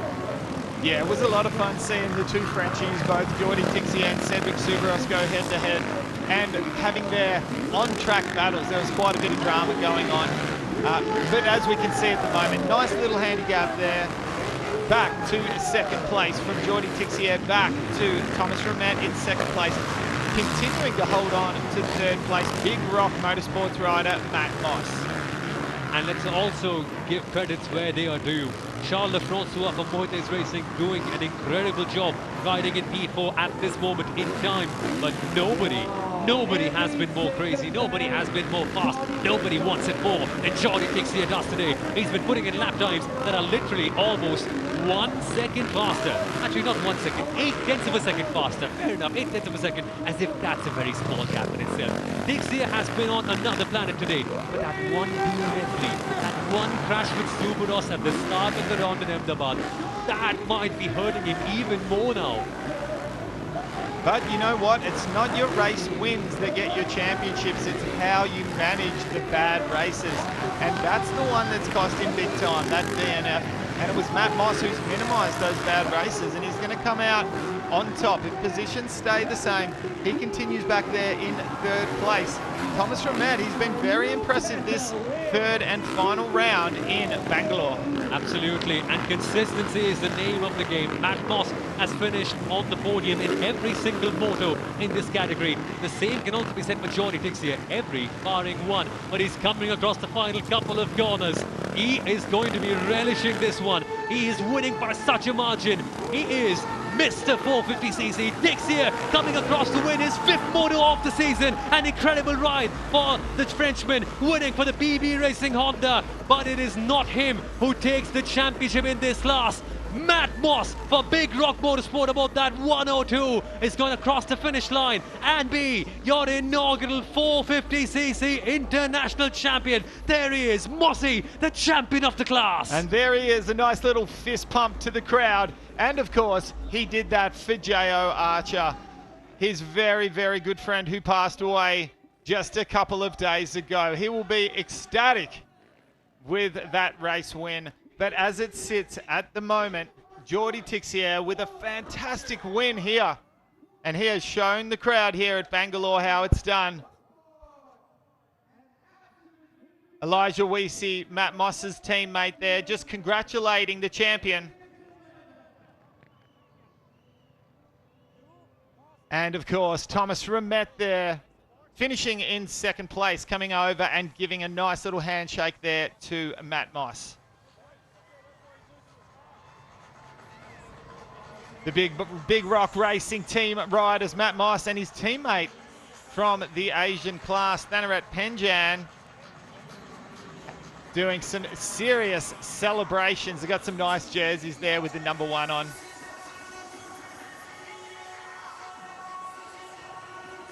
Oh, that's a great shot of both Thanarat Penjan and Matt Moss. As now we take a look at 450cc Moto 2 highlights. What a start it was from Thomas Ramet. But it didn't take very long for Jordi Tixier to get to the head of the pack.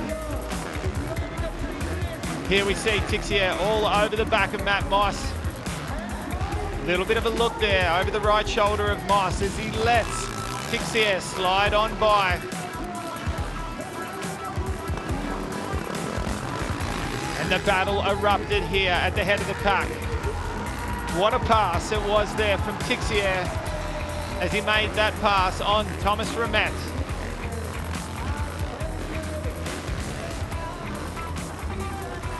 From here on out, it was Jordi Tixier who had it basically in a league of his own. What a win it was.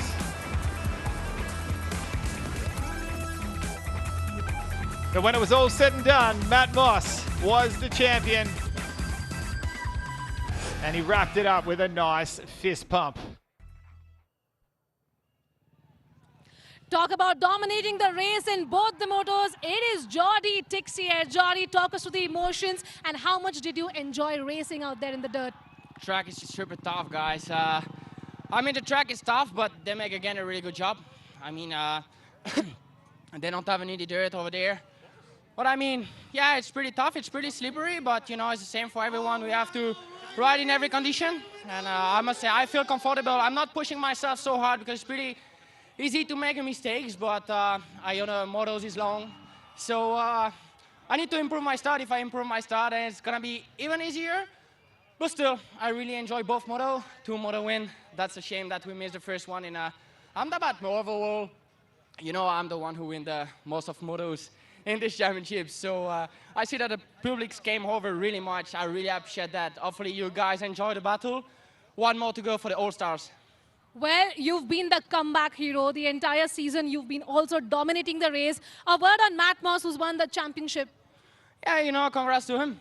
I mean, he didn't do the mistakes. I did the mistakes. It is like it is, you know. As I said, I was not really looking for the championship. You know, for me, it doesn't mean so much. But riding my 100%, this is what's mean. And I rode my 100%. Jordi, a smile from you. Come on. We've absolutely enjoyed seeing you, watch you race. Thank you so much for bringing so much flavor to this league. Thank you and well done. It's over to you, Sawmill and Lee.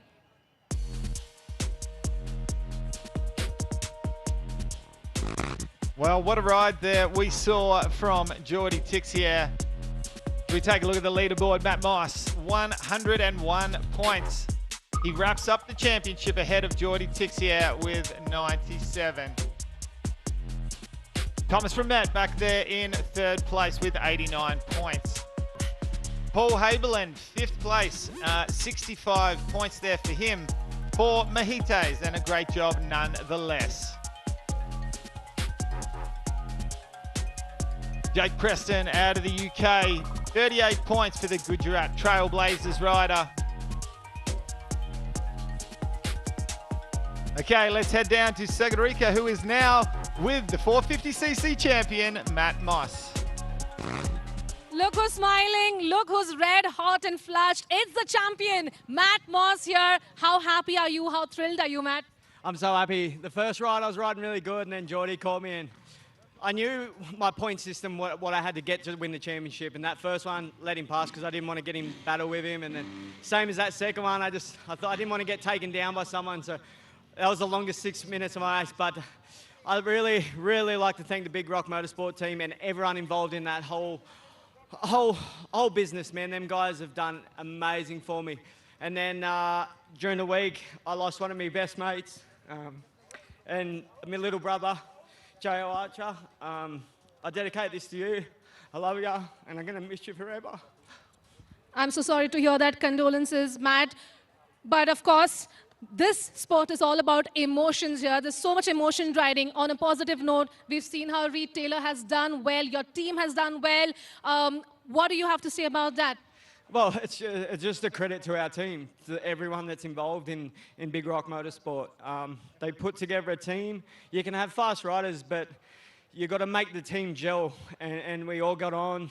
Santos, Ashok, and everyone else involved. Man, they make us feel like family, and it's a privilege for me to ride for them guys. So thanks so much. And I think we're more than 61 points in front in the team championship too. So we don't have to actually race this next race, and the team won the championship as well. So that's 3 categories and the team championship, man. That's a feat for Big Rock Motorsport. Well done, first year, Indian Supercross League. You've done an amazing job, and thank you. Matt, thank you so much for speaking your heart out and being who you are. Thank you once again. It's over to Lee and Somil.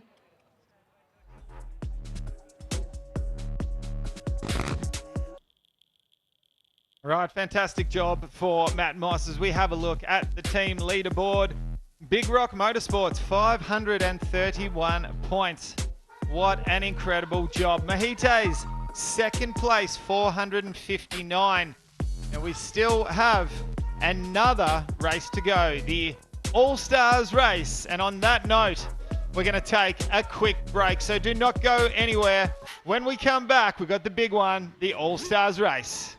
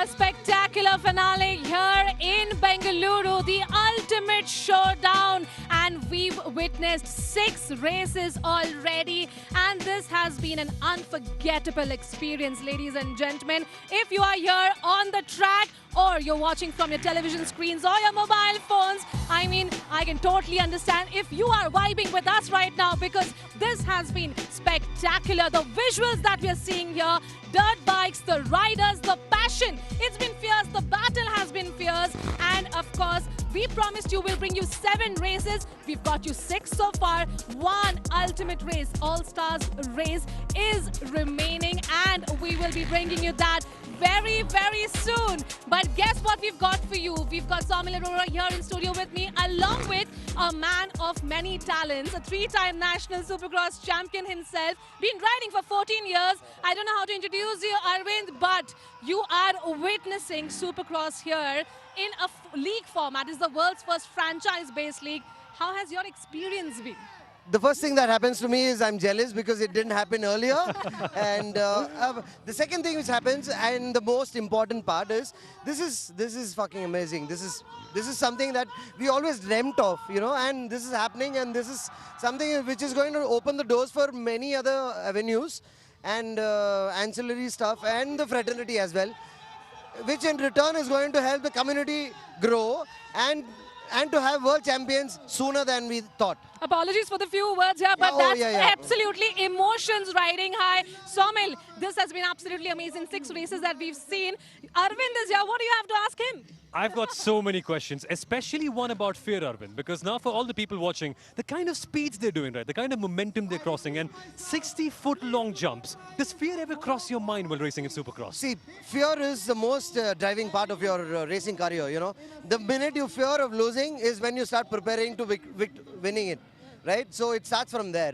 And then the fear of underperforming, the fear of going to bed and saying that, I should have done that jump better, I should have done that lap better. So fear is the driving force to being a winner. So everything that you saw here is all fear driven, and the minute you overcome all your fears is when you become a winner and you become a champion. Exactly. And I also want to touch up a little bit more about the preparation part, because we are in such a hot place. It's, what, 35 degrees today. All these riders, these are such intense races. When you're preparing, what sort of exercises are you doing? How do you train for Supercross? See, there's a lot of different regimes that everyone does. This is a short format of racing compared to rally format of racing. So here, their heart rates are, you know, hitting 200 beats. 200 beats a minute. Wow.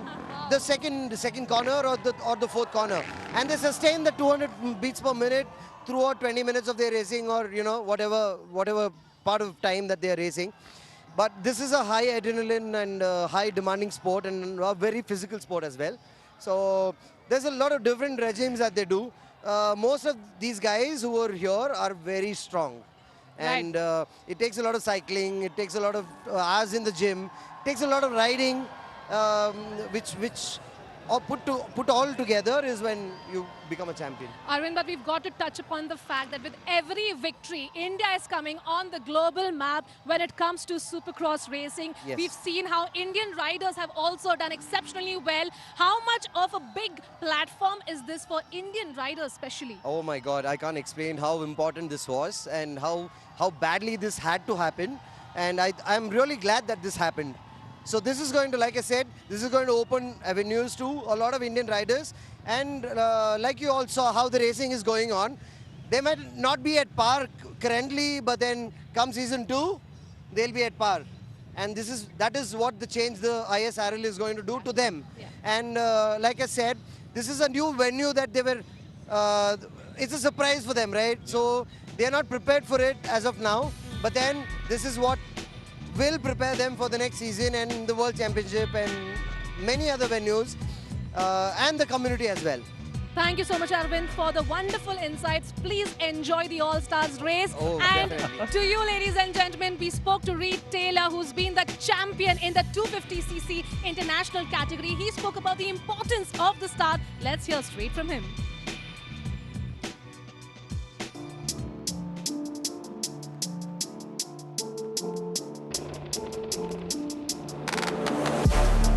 Let's see what a jump. It looks that he has got himself an incredible start there.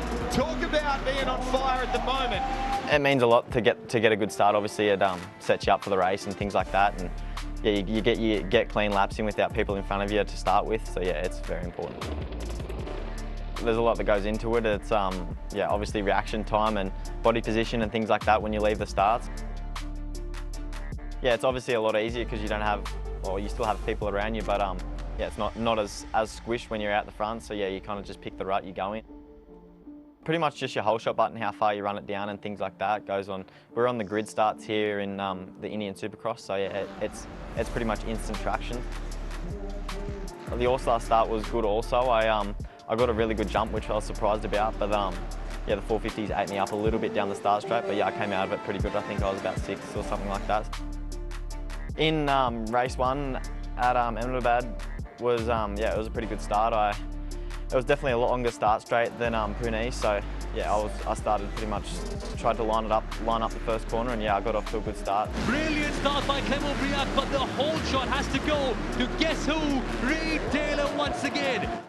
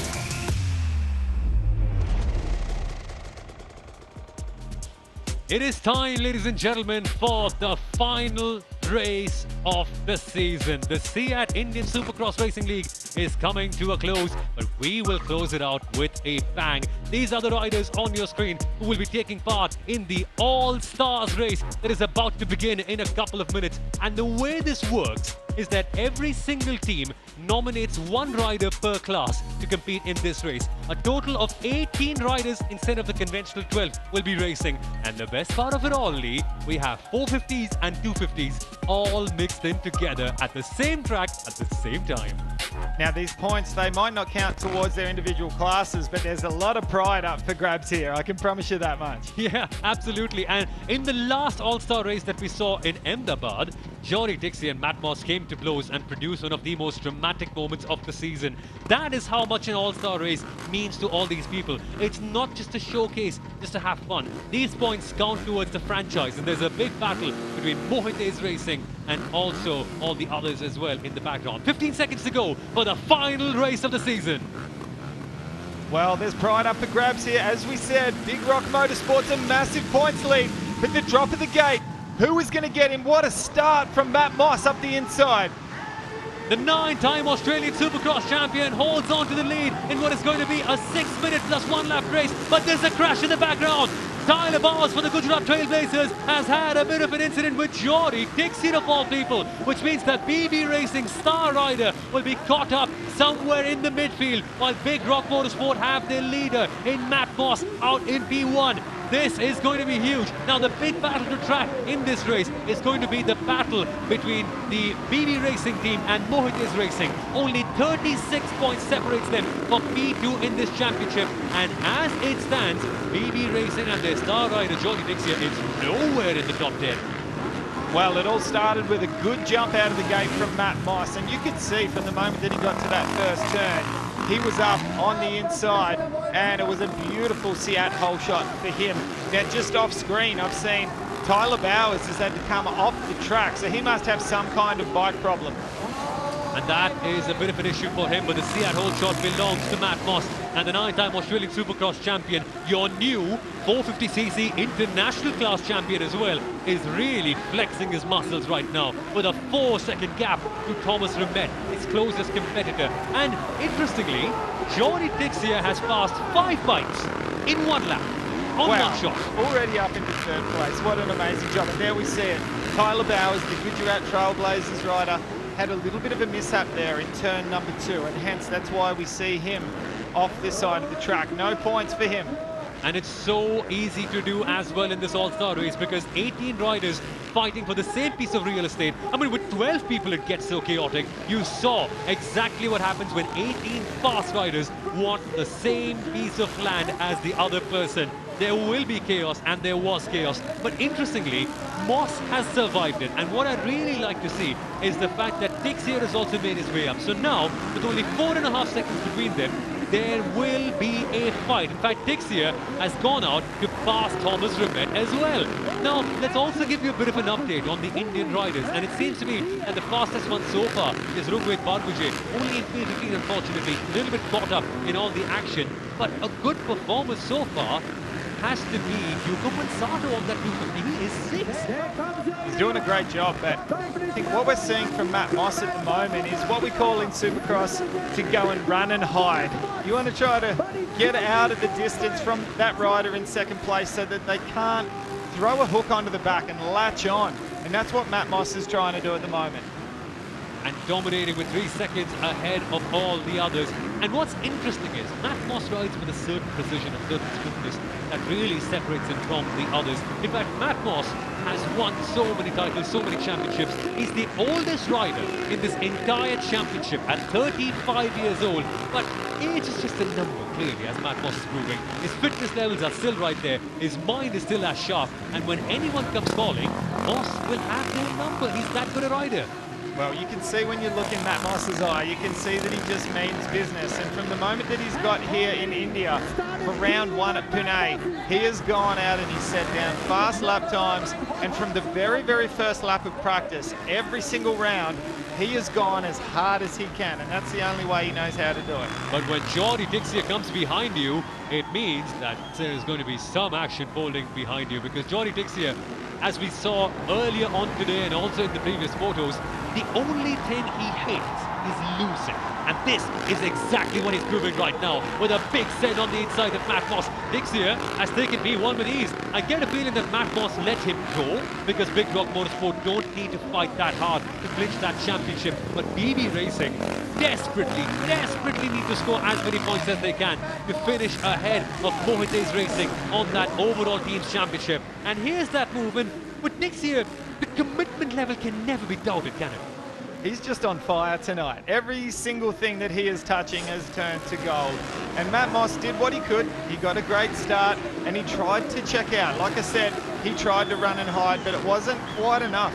When Tixia is in this kind of form, he's unstoppable.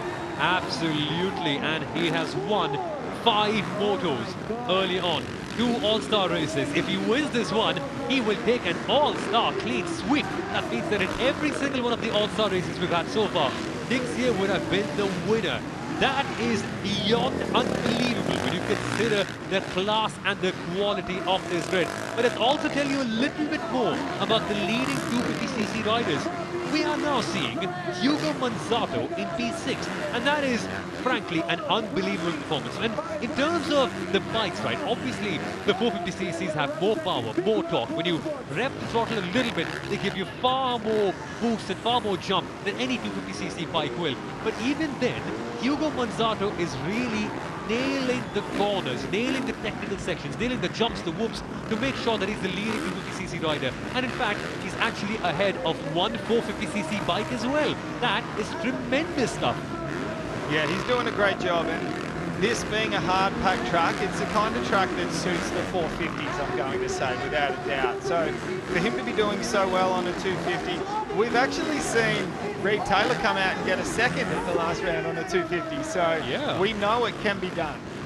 It is absolutely possible because Reed Taylor in Ahmedabad was able to fight 4 other 450cc bikes away and finished second overall in this All-Star race. But today, it's been more of a 450cc domination so far as we see Tixia leading from the front with a commanding gap of 2 odd minutes. Not 2 odd minutes, I'm sorry, but a couple of seconds, my apologies.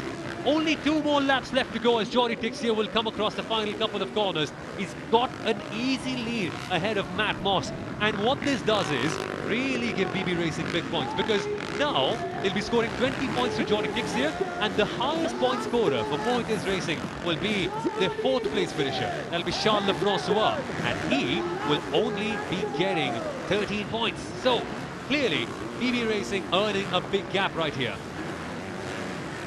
Yeah, we're in the dying stages here, and what a clinic Jordi Tixia has put on today here at Bangalore. That is without a doubt.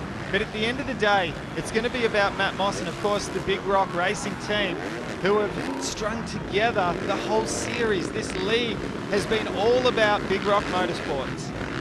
And Jordi Tixia now going past so many lap riders, and that is a thing in this All-Star race. There are 18 riders on this circuit, which is barely, what, half a kilometer long with so many technical sections, that there is a lot of traffic by the time we come to the end of this race. And so the riders, a big part of their success is also making sure that they go past the slower riders very, very well, because there could be chaos in a tough corner. And the last thing you want in the world is to be able to bump into a slow rider and end up losing the lead or something of that sort.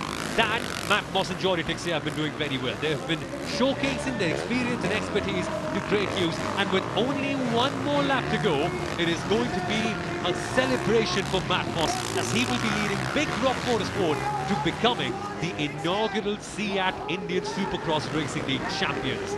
He's put himself in a fantastic position with good starts all day, and you can't do any more than that, Samil. But he's come up against a Frenchman that's on fire here at Bangalore. He must love these hot conditions and love this hard-packed surface. You may love him, you may hate him, but you can't ignore him. Jordi Tixia wins the All-Star race. It's a clean sweep. 3 All-Star races in a row for Jordi Tixia. He has taken the big win for BB Racing. But importantly behind him, we have to crown an inaugural champion, an inaugural teams champion, the world's first ever franchise-based Supercross champions. And that has to be the team of Big Rock Motorsport, led by Matt Moss and Cedric Soubeyras and all the other star riders like Thanarap Benjan and Ray Taylor. Big Rock Motorsport are your inaugural SEAT Indian Supercross Racing League champions. This is an emotional moment for all of them. Normally, Supercross riders are so selfish, so full of themselves, but for the first time in history, they are being forced to work as a team, and Big Rock Motorsport in all the 3 rounds coming across as the most coherent and the most collective team out there, winning the 450cc international class, the 250cc international class as well, and also 250cc Asia's. 3 classes won by all their riders, and also the big prize. Big Rock are your new and inaugural champions. Well, I saw in the background as well, Sunil, Matt Moss's teammates, they were all congregating, coming out, and I think it's only going to be a moment or so where we see them all together, celebrating. What a momentous moment it is for Big Rock Racing. Thanarap Benjan, of course, Reed Taylor and Matt Moss have been the big contributors with these points towards Big Rock. And importantly, they are doing this in front of their home crowd. Big Rock Motorsport are from Bangalore. They live and breathe Bangalore. C.S. Santosh, their co-founder, also from there. To be doing it in front of a packed home crowd in Bangalore means quite something. But let's look at how they did this. Matt Moss got the SEAT tires whole shot at the very beginning. And at that stage, we thought, well, nobody's going to catch up to him, especially because Jordy Tixier in the red 911 bike was involved with a bit of a crash with Tyler Powers. And that just showed how far back in the pack Jordy Tixier was. And to win from there, it takes some doing, even if you're someone like Jordy Tixier. And that is exactly the kind of show he put on. Matt Moss was clinical as always, very classy, very clean, but he didn't push as hard as he needed to because Big Rock had already won. We saw an unfortunate crash from Ben Prasid Holgren, your top rider, one of the top riders in the 250cc Asia class. And then when Jordy Tixier came calling, he just could not ignore him. Matt Moss let him go in a couple of corners from here, and Tixier just wanted it more than Matt Moss did. Clearly, because BB Racing were in a fight for P2 in the championship against Mohites. And when Jordy Tixier leads, he just runs away, doesn't he? Yeah, Matt Moss did not want to have anything to do with Jordy Tixier when it comes to those battles today. He had a job to do, and he did it well. But in the end, Tixier took the win in the All-Stars final. And with that, Jordy Tixier has got it 3 in a row in the All-Star races. When the 450cc's and 250cc's come together, nobody can touch Jordy Tixier. He has been phenomenal all the way through, and this time he won by some margin as well. All the other riders coming through to score points for their teams, and we will eventually see the final point standings to see how they all ranked up. But what is undeniable is the fact that Tixier put up a clinic, winning by 12 seconds. 12 seconds in a 6-minute plus 2 lap race. Have a look at that crowd. Ah, they all love Jordy Tixier, do they not? He is flashy, flamboyant, fast. He is a proper showman. And that's what he's doing, celebrating with the thousands of people who have lined up in Bangalore to come watch some incredible Supercross action. And this is what India needs, to be having more people seeing the joy and the beauty of Supercross racing. Once you come and experience it in person, trust me, you will leave home as a fan. That's the pull of Supercross racing, and the results are out here. Mohites Racing have taken 2nd place ahead of BB Racing, clinching it by roughly 26 points. But at the top, there's only one team, Big Rock Motorsport. At their home event, in front of their home crowd, in a sellout stadium, Big Rock Motorsport have proven to be the best team of the entire team and the entire league. They've got champions in each class. But still, Jordy Tixier was the winner of it all. Is it fair to say that he's been the rider of the season so far, or would you give that to Reed Taylor?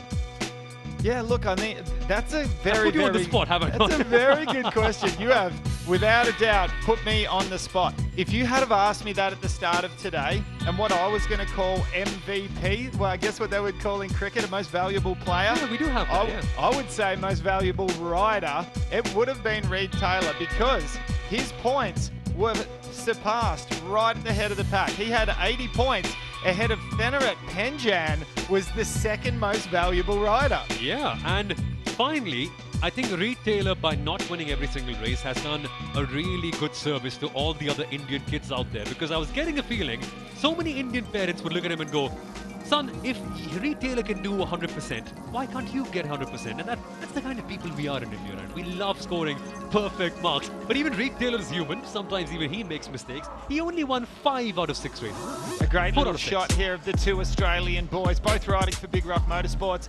Matt Moss having a bit of a chat there with the new recruit, Elijah Weesey, who just managed to make his way over here for the final round. What a great job. Dixia, when he won, well, he was unstoppable. But let's also talk about Big Rock Motorsport as a team and what it means for them all together. Because they've had a crew full of Australian riders. They got Thanarat Penjan as well to really make things work in the 250cc Asia class. I really want to know, right, what works for Australian riders? Why are people like Reed Taylor, Matt Moss, Caleb Goulet also pretty decent? What is it about Australia that they produce so many great riders? And also France as well, because we've got Dixia, Supercross. Is it something in the ecosystem over there? I think both Australia and France, they've got an exceptionally good Supercross system in place, much like America. So these guys, they live and breathe Supercross throughout the whole year. And I think that's what we're seeing here. They've stepped up and performed well in all conditions, whether it was hard packed or soft dirt, it didn't matter. And eventually, that is the aim with the SIAT Indian Supercross Racing League as well. Develop an ecosystem full of Supercross racing. And look at that, the camaraderie, the Big Rock Motorsport riders talking to each other, celebrating with each other. And you normally don't get to see this. Supercross riders are so selfish. But to see them being team players, that is a sight I love to watch. And the camaraderie is insane. But folks, we will be back with the final celebrations after a short break. Stay right here.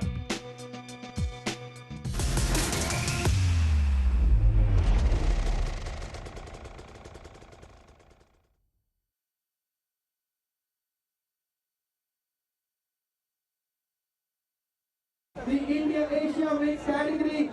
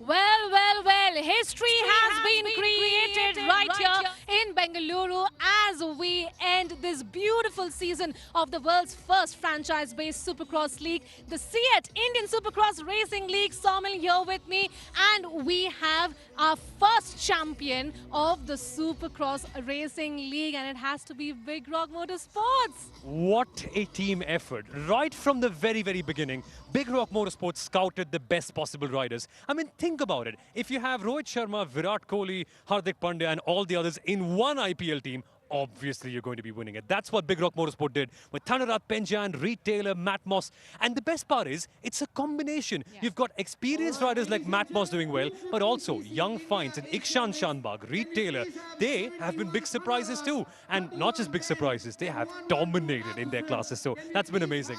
Well, 250cc Asia, we saw how Thanarat Penjan did incredibly well. There was Thai domination, and Thanarat Penjan, right from the first round, if you remember, the first moto, he was dominating the race. And he's such a nice and soft and quiet character, Thanarat. He's been racing for so long, almost 10, 15, 20 odd years. But when he comes in, he walks in with a smile and he says, whatever it is, I'll do it. Whatever challenge comes up, be it heat, be it changing tarmac, be it a different rider, whatever it might be, I will take it head on. And that is why he wins this championship by a 10-point margin. Now, in the grand scheme of things, that is a lot. Even though the races were close between Thanarat Atherson and Ben Prasad Holgren, to win by 10 points in a championship where the gaps between both the riders have been, what, barely half a second in practice, that is incredible.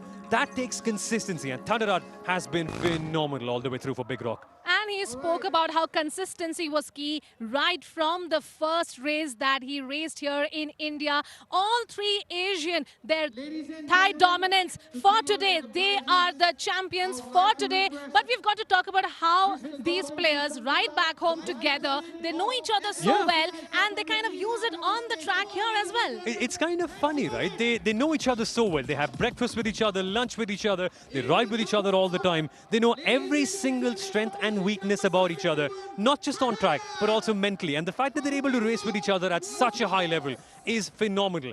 But what I love to see is Thailand dominating, and this really sets up a standard and a benchmark for India as well. Thailand has been, let's say, a few years ahead in the Supercross culture, and you can see the results. When you have a Supercross ecosystem, all three top riders in a class like the 250cc Asia would end up becoming Thai riders. Trust me, if this league keeps on going for a few more years, we will be seeing Indian riders on there at the top, just like them. Well, I can't agree more. Rugved, another Indian guy who did incredibly well in this category. Rugved also spoke about how he has this kind of level where Indian players are being exposed to. Now, this is only going to get better and bigger for them. Exactly. I mean, think about it this way, right? If you are a youngster, someone who's, what, 21, 22 years old, and you're able to spend time with proper legends of the sport, you're able to learn so much about their habits, the way they ride, the way they push, the way they race. And these things, they don't get applied within a couple of months. You need a couple of years to execute them. So year one might be a year of learning. Year two might be a year of understanding. But year three, Indian riders, well, they will be phenomenal for sure. Absolutely phenomenal. Now, talking about our next category, 250cc International, there's one name that comes to our mind, and it has to be Reed Taylor. What a consistent performer he is. Well, I like the fact that Reed Taylor has not won everything, because then all the other Indian parents would be saying, Beta, if Reed Taylor can win every single race and get 100%, can you not do anything in your studies or something like that? He's only human after all. He's only won 4 out of 6, which is, to be honest, for a 20-year-old in his first year of international competition, stunning. He's racing against riders that are literally 5, 6, 7, 8 years older than him and have competed at far higher levels. To be doing this at such a high stage, it takes some talent, and Reed Taylor is that kind of guy. Absolutely, and he has won his first international championship. This round was, of course, won by him. Yup, Hugo Manzato of the SG Speed Racers. Now, he had a tough round in round 1, but as we say in Hindi, de ride durustha. It's coming late for Hugo Manzato, but the performances have been stunning, getting a brilliant double win. I can't emphasize on how hard that is, especially when Reed Taylor is competing against you. Hugo was the man of the day, and also Enzo Polaris, the highest bid rider of the series. Good to see him getting P3 for the Gujarat Trailblazers. Absolutely. This is the win they will remember for ages. After all, they have won their first championship here in India. Not just in India, but the world's first franchise-based Supercross racing league. This, ladies and gentlemen, is history, and these visuals will be remembered for ages to come, Somil. Yup, and the best part is, right, I like to see that in the 250cc international class, we're seeing such a mixture of young and experienced riders. Now, if you're a global Supercross team and you look at someone like Hugo Manzato after a performance like this, or if you look at Reed Taylor, you'll be going, I want that guy on my team. And we're seeing this platform being set up in India, of all places. That is amazing. And for all the fans watching Reed Taylor, I mean, this is such a pleasurable occasion. Absolutely. And talking about his mentor, who's in the 450cc category, Matt Moss, you've got to talk about the showstoppers of this evening, the big boys race 911. Jordi Tixier, of course, has done exceptionally well. He has won all the races today in his category, but Matt Moss has won the championship. But Jordi has a big smile on his face, and this is a visual to remember for a long time. Look at that smile. Matt Moss wearing that customized jersey for being the 450cc international champion. You could see it coming, and I love that finally at the end of it all they're smiling, and this is incredible. Mossy might only be P3 in the Moto today, but he walks home as the inaugural 450cc international champion. By the way, at the age of 35. He is the oldest rider in this class, but Matt Moss is still your champion. Absolutely, and we cannot not talk about Thomas Ramett, who has absolutely been the dark horse, but he has come out and performed well, and there he go with a smile. Yeah, and in the middle, Jordi Tixier. Now, it is unfortunate that Jordi Tixier had a DNF after that crash with Cedric Soubeyros in Ahmedabad. But that's what happens, right? When it's only a 6-race championship, one crash, one DNF, and it becomes so hard. Even though Tixier won, what was it, 4 motos this year? 4 or 5? I'm getting confused between the exact number. But still, Tixier ends up only second. So, a little bit tricky. But he knows, going back home, that he's had some of the best rides of his entire career. But we've got to talk about the biggest rivalry that we saw between Matt Moss and Jordi Tixier. It was really nice at the award ceremony. They were sharing smiles there. And I think all's well that ends well. But we've got to talk about the All-Stars race. The All-Star, who's the star? Jordi Tixier? Of course, it has to be Jordi Tixier. He's won 3 in a row. All 3 All-Star races won only by this guy. This is the podium ceremony for that race, with Matt Moss finishing second and Thomas Ramett third. Jordi Tixier won this All-Star race by 12 seconds. It is insane. And because the quality of the riders around, Matt Moss, Thomas Ramett, these are riders who on the world stage have beaten the best of the very best. But for Tixier to consistently beat them by that much, it would kind of be like winning a T20 match by 80 runs. Let that sink in. 80 runs in a T20 match. That's the kind of performances that Tixier has been putting in every single round. This guy is something else, honestly. Absolutely. In the All-Stars race, the 450cc guys dominating away. Of course, to remind our viewers, in the All-Stars race, we had best of the best from every category who participated in this particular race.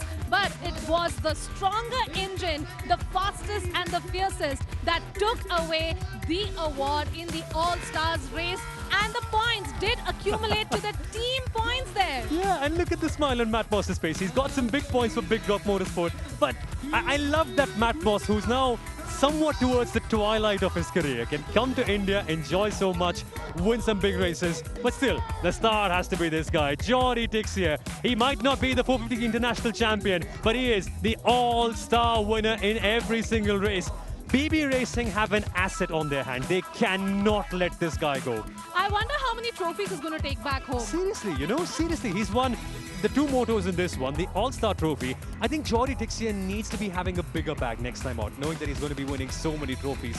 But when you're that good, I think you expect these kind of things, right? Walking in, you have that confidence that I'll be going there and I'll be winning it.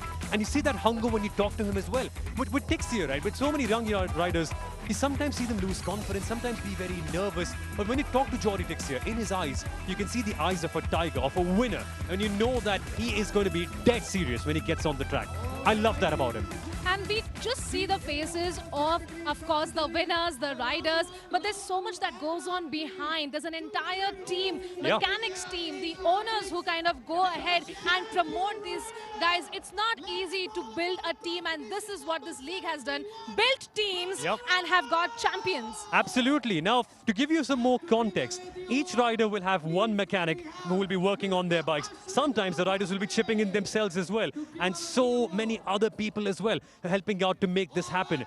It is such a team effort, and the fact that Big Rock Motorsport have been able to align everyone in every class, it is phenomenal to see them celebrating.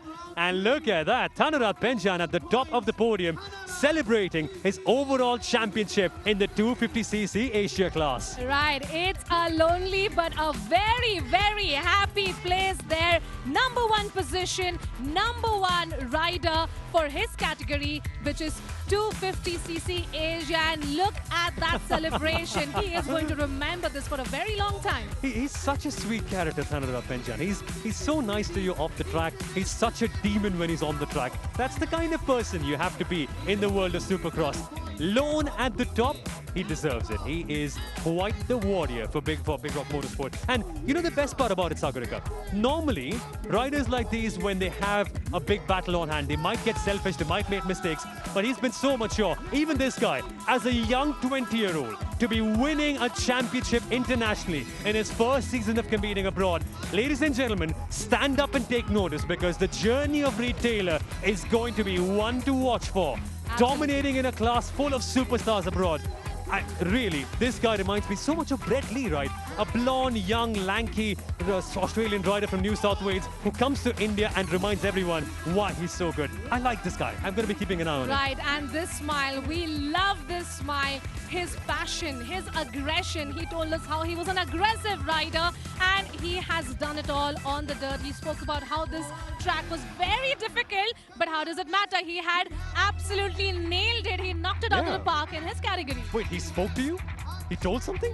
No, he told me about how difficult the track was. You were able to get some words out of Reed Taylor, which is a big thing actually. He's normally one of the long answer from him.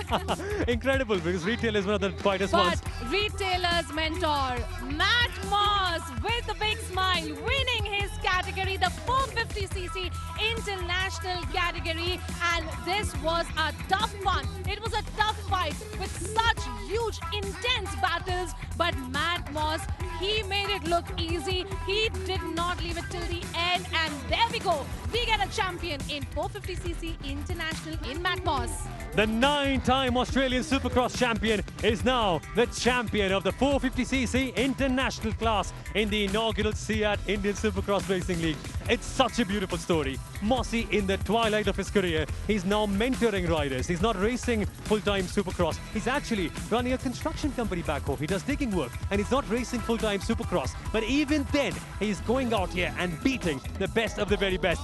And this is the visual for the year. Big Rock Motorsport, your overall team champion. Look at the smiles on their faces. Wow. Let the world remember, it was Big Rock Motorsports who got it in every category. This is unusual. This is not just history being created, but this is history being created in the biggest way possible, because there were 4 categories, in fact 3 categories in where you could be a champion, and Big Rock Motorsports took it all away, and they are the champions of the world's first franchise-based Supercross Racing League. And I have adrenaline going here. I am so kicked right now, and I'm sure you are too, Somil. I've literally got goosebumps, but internally I feel so sad, because the racing is now over and done with. I wanted more of this. And the best part is we are going to be getting more next year too. So more on that should be coming soon. But a word on Big Rock, right? They've assembled quite a team. We will be seeing the big trophy lifting by the Big Rock Motorsport team, which is a moment that we all would love to see. But they've assembled quite a good squad. And they have the right set of mentors too. To be having someone like C.S. Santosh, a rider who's competed in that inaugural, the first Indian rider actually, who competed in the extremely grueling Dakar Rally, mentoring you all telling you about the challenges, working with you to fix these difficulties. It really creates a good harmony, and harmony is what Big Rock Motorsport have been doing best so far this year. Absolutely dominating performance by Big Rock in every category, in every way, in every moto, in every race. And we've seen the kind of performances this put out, whether it's Pune, whether it's Ahmedabad, or whether it's Bengaluru. Yeah, indeed. And every single time Big Rock Motorsport have been consistent. Now, the thing is, consistency becomes so hard when conditions change that much. But even then, Big Rock Motorsport seizing the lead and keeping it with such a margin ahead of Mohite's Racing, and a word on them as well. One of India's Royal Motorsport families finishing second ahead of BB Racing. BB Racing might have had the star rider Jody Tixia, but Mohite's Racing, well, they really made it work as a team effort. And Sagarika, they closed up so many points in the last couple of rounds, didn't they? I mean, the first round was so hard, but I love that they were able to pull it back in the last couple of ones. The fighting spirit is there. Absolutely, for Mohite's, and we spoke about it in the build-up of the show, that BB Racing was in number 2 position, but Mohite's Racing, they absolutely, and we've got your trespasses, of course, but this is so much fun here because we're in the middle, in the heart of all the action. This is where all the action is happening, and we are right in the middle talking about Mohite's, how they came up the ladder. For them, it was such a tricky one because Mohite's, they had a couple of injuries right before this round. A few really crucial riders not being available, biggest of which was Julien Lebeau. But still, to be able to hold on, to be able to have such good runs, that was a really good one. So Mohite's, finally, good to see them having a team in a league like this and also finishing second. I really, really love to see Kolhapur's biggest family in racing be right there. Well, we're going to take a short breather here, but stay tuned for the big trophy lift because history has been created.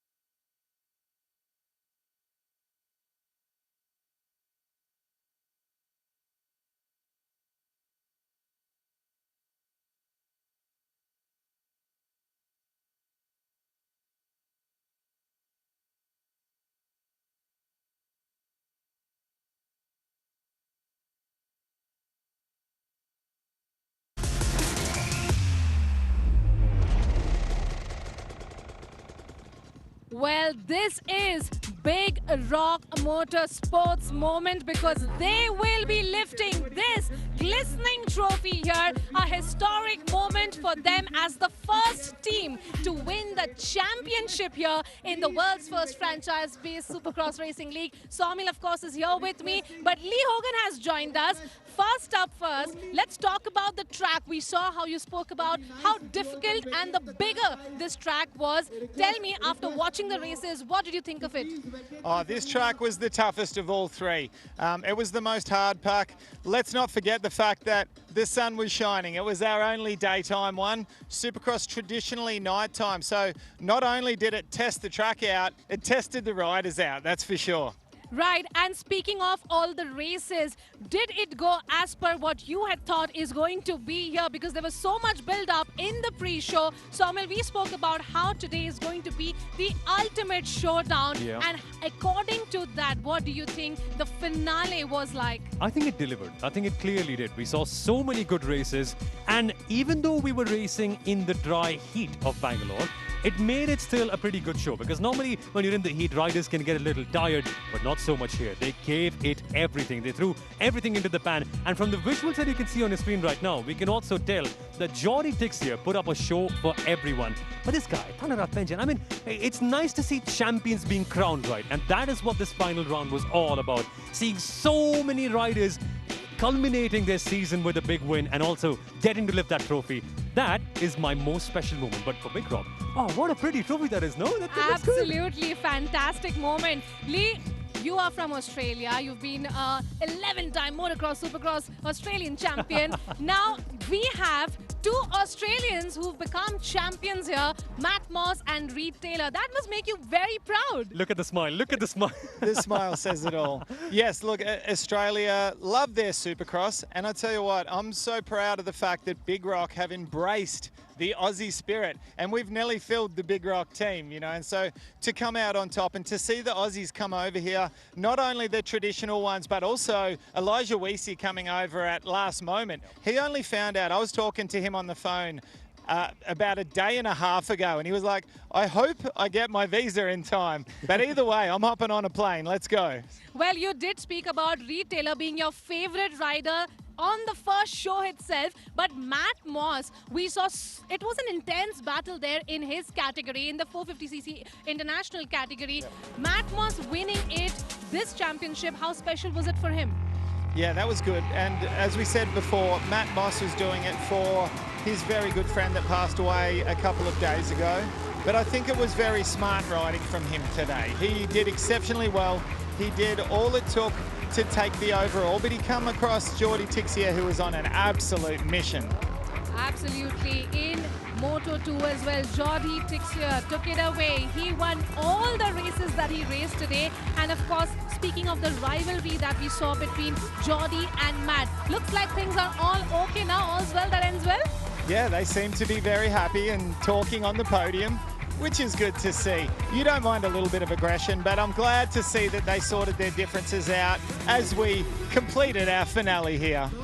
Absolutely. Leaderboard, let's take a look at the leaderboard for 450cc International. Matt Moss with 101 points there, but Jordi, with a few mistakes, did miss out on being the champion in his category. Thomas Ramett, we spoke about him being the dark horse. He came from the back, but of course could not come up and do the job. He did be in the podium as well. But speaking of Jordi Tixier making a few mistakes, do you think if he'd not made those mistakes, he would have been the champion here? Clearly, very clearly. That first race in Ahmedabad comes to mind, where he had a clash with Cedric Soubeyros. And for Big Rock, it didn't make an impact to them, because as we see, they are winning and they're being presented with the final cash prize for winning the inaugural SEAT Indian Supercross Racing League. But coming back to the point, it didn't impact Big Rock as it did to BB Racing, because Tixier was their star rider. Him not finishing in one race and him not winning the championship as a result really hurts them. That rivalry is over and done with now between Soubeyros and Tixier. But the point is, when you have one crash in a championship that has only 6 races, that is it. And Matt Moss will be so consistent. He will never make a mistake. So you have also got to be on the top of your game. And for Tixier, that one start, had he not made contact, Oh, man.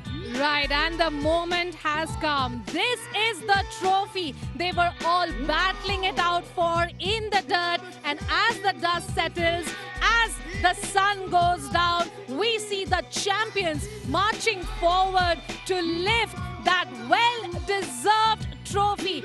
They are the history makers. Big Rock Motorsports, remember this team because they are the champions. In fact, the first champion of the world's first franchise-based Supercross Racing League. The first champions of SEAT, Indian Supercross Racing League. It is Big Rock Motorsports, and what a moment this is for this team. What an amazing moment. As you can see, they are so happy, they're so proud. And look at the celebrations going on. This is true Indian style. All my friends, when I came back to Australia, they asked me, what was it like? I said, this is true Bollywood style. Absolutely, fireworks all around, celebrations here, and why not? They are our first champions of SEAT Indian Supercross Racing League. They are the history makers, and this will go down in history, inspire generations to come because they have set the benchmark, Somil. They have indeed. I'm sorry for the voice track, I got a bit too excited. But they have indeed, yeah, in every single class.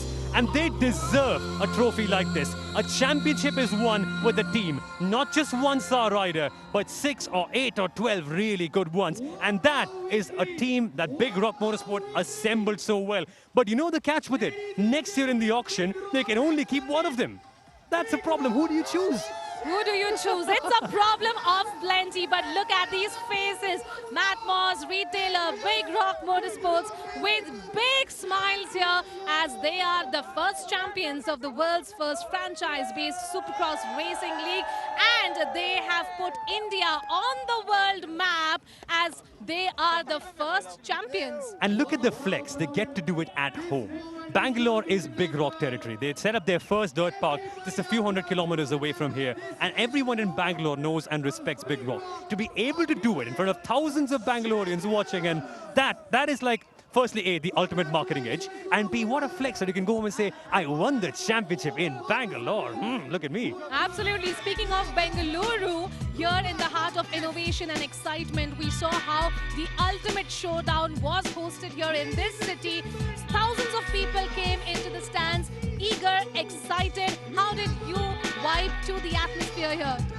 The vibe here for the final round was just spectacular, but we would expect nothing less. We had such a good vibe at round 1 and 2, but this is a fitting way to finish the championship, the league, the world's first ever Supercross League. What a way to wrap it up.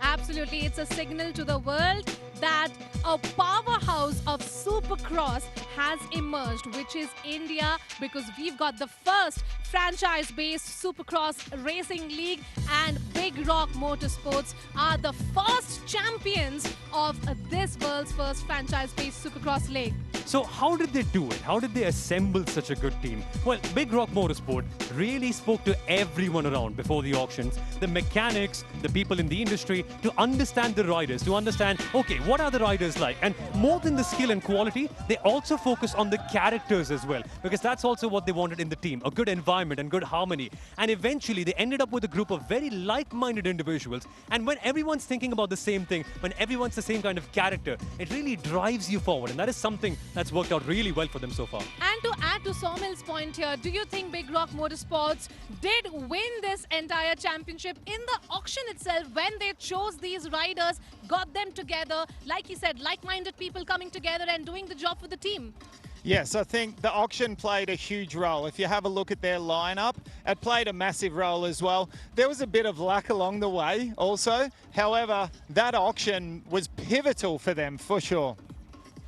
Absolutely. Now, the Indian community here, they will be looking forward to this league coming again, because we've seen how Indian riders have done so well. We spoke to few of Indian riders and they spoke about how even thousands of people, so many spectators in the stadium, this was a first. This track, such a difficult one, this was a first. Rubbing shoulders with international riders, that was a first. So yeah, what a great exposure to the Indian riders. I mean, think about this, right? Normally, if a Rugved Barguje or an Ikshant Shandbag or Shlok Ghorpade or all the other incredible Indian riders as well have to learn from these top riders, they have to spend lakhs and lakhs and lakhs of rupees to go to the US or to Europe to learn from them. These riders are now coming home with them. They get to spend 3 really good weeks understanding every single thing that they do. And in terms of your learning, in terms of your growth, it's kind of like the best form of internship while also being able to showcase your talent on TV in front of thousands of people as well. So incredible to see that the Indian riders